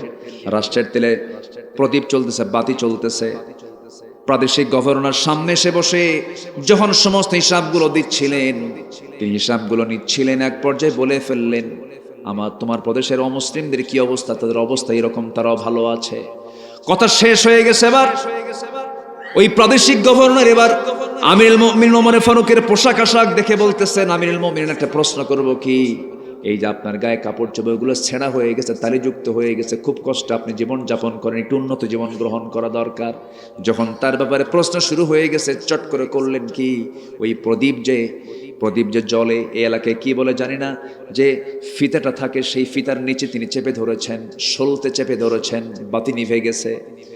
সঙ্গে সঙ্গে গভর্নর বলছেন, আমিরুল মুমিনিন, কথা বলতে বলতে আপনি হঠাৎ করে সলতে চেপে ধরলেন, বাতিটা নিভাইয়া ফেললেন, কারণটা কি? তিনি বলছেন, আমার গভর্নর, এতক্ষণ ধরে যে কথাগুলো বলছিলাম, রাষ্ট্রের কথা বলছিলাম, রাষ্ট্রের তেল ফুলতেছিল, রাষ্ট্রের তেল ফুরাচ্ছিলাম, যখন তুমি আমাকে ব্যক্তিগত প্রশ্ন শুরু করেছো, আমার বাড়ির প্রশ্ন শুরু করেছো, রাষ্ট্রের তো কারবার এখানে নাই, এই জন্য বাতি নিভাইয়া দিলাম। রাষ্ট্রের তেল ফুরাইয়া ব্যক্তিগত জীবনের কোনো কাজ করা যাবে না। যেরকম সুবহানাল্লাহ। আমানতদারিতা। আল্লাহ তাআলা এমন আদর্শ উজ্জীবিত হওয়ার তৌফিক আমাদেরকে দান করুন। জোরে বলি আল্লাহুম্মা আমিন। নাম্বার 6, রাসূলুল্লাহর আদর্শে আখিরাতের পথ এবং পাথের 6 নাম্বার দিক হচ্ছে পরিবারকে জান্নাতের দিকে পরিচালিত করা। শুধু নিজের তাহাজ্জুদ নয়, তাহাজ্জুদের জামাত হওয়া দরকার বাড়িতে। কিসের জামাত হওয়া দরকার? তাহাজ্জুদের জামাত বাড়িতে বাড়িতে হওয়া দরকার। রাত 3টার দিকে উঠে গেলাম, মেয়ের ঘর থেকে মেয়েকে ডাকলাম, মা এদিকে আসো। ছেলের ঘর থেকে ছেলেকে ডাক দিলাম, ছেলে এদিকে আসো, 5 ওয়াক্ত নামাজ পড়োই। একটা কথা মনে রাখবেন, যে বান্দার জীবনে নফল বেশি থাকবে, সেই বান্দার জীবনে ফরজ কখনো নষ্ট হবে না। নফল ফরজকে পাহারা দেয়, নফল ফরজকে পাহারা দেয়। যে ব্যক্তির নফল বাদ জানে, সে ব্যক্তির ফরজ কখনো বাদ যাবে না। যার জীবনে নফল বেশি, তার জীবনে ঝুঁকি কম, এই জন্য নফল আমরা বাড়ায় দেব। তাহাজ্জুদের নামাজটা পড়তে হবে। আমার রাসূল রমজান মাসে কি করতেন? শুধু নিজেই তিনি জাগতেন না, তার পরিবারকে জাগাতেন। জোরে বলেন সুবহানাল্লাহ। كان رسول الله صلى الله عليه وسلم إذا دخل العشر أحيا الليل وأيقظ أهله ووجد وشد আমার রাসূল যখন শেষ রাত পেতেন, রমজানের শেষ দশক পেতেন, কোমরে তিনি বেঁধে দাঁড়িয়ে যেতেন, শুধু নিচে নয়, ওয়াহলাহু তার পরিবার সহ তিনি সবাইকে রাত জেগে জেগে সবাইকে দাঁড়ায় দাঁড়ায় নামাজের জন্য তাকিদ দিতেন। কারণ কু আনফুসাকুম ওয়া আহলিকুম নারা, নিজে বাঁচো, তোমার পরিবারকে জাহান্নাম থেকে বাঁচাও। সন্তান কেমনে আমেরিকা যাবে, সন্তান কেমনে একটু জার্মানি যাবে, ইতালি যাবে, এর জন্য কত মেহনত, কত পরিশ্রম, কিন্তু সন্তান কেমনে জান্নাত পাবে এটার মেহনত যার মধ্যে নাই, তার মতো বোকা মানুষ, তার মতো বোকার পরিবারের লিডার নাই পৃথিবীতে। এই জন্য সবার আগে এই কাজগুলো আমরা করব, জোরে বলি ইনশাআল্লাহ। নাম্বার 7, বান্দার হক আদায় করব না নষ্ট করব? বলেন, বান্দার আদায় করব না নষ্ট করব? মালুহু আরদুহু, মাল সম্মান, দামুহু রক্ত, অর্থাৎ জীবন, সম্মান এবং তার সম্পদ পরস্পরের জন্য এগুলো রক্ষা করা ফরজ, আর এগুলো নষ্ট করা কি হারাম। আপনি একজনকে হত্যা করতে পারবেন না, কারণ মাল আপনার জবরদখল করতে পারবেন না, সম্মান নিক সিনেমিনি খেলতে পারবেন, এগুলো হারাম করে দিই, বান্দার হক নষ্ট হয়ে যাবে। আমরা এগুলোর ব্যাপারে সতর্ক থাকবো, জোরে বলি ইনশাআল্লাহ। আমি শর্ট করে শেষ করছি। নাম্বার 8 হলো পার্থিব জীবনের উপরে আখেরাতকে প্রাধান্য দেওয়া। দুনিয়া বড় না আখেরাত বড়? দুনিয়া কি ফুরে যাবে না একদিন?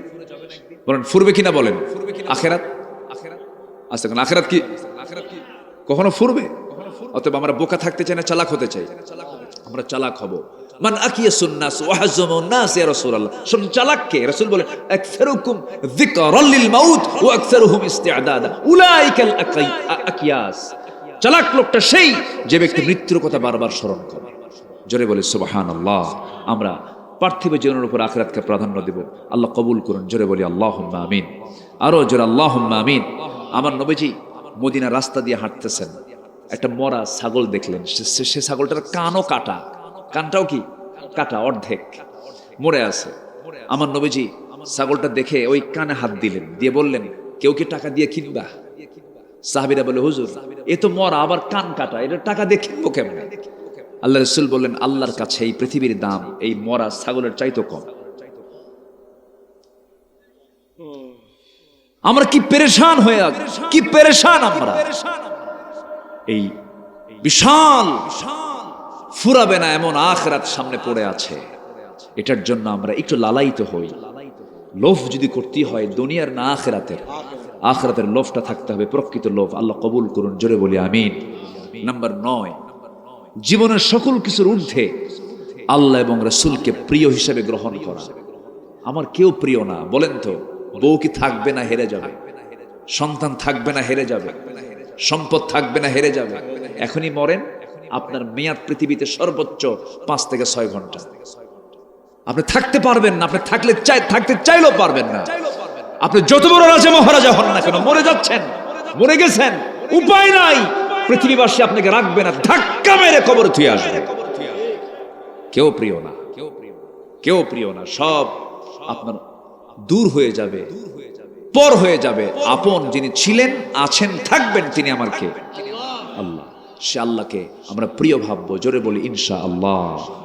আল্লাহ রাব্বুল আলামিন বলেন, قل إن كان آباؤكم وأبناؤكم وإخوانكم وأزواجكم وعشيرتكم وأموال اقترفتموها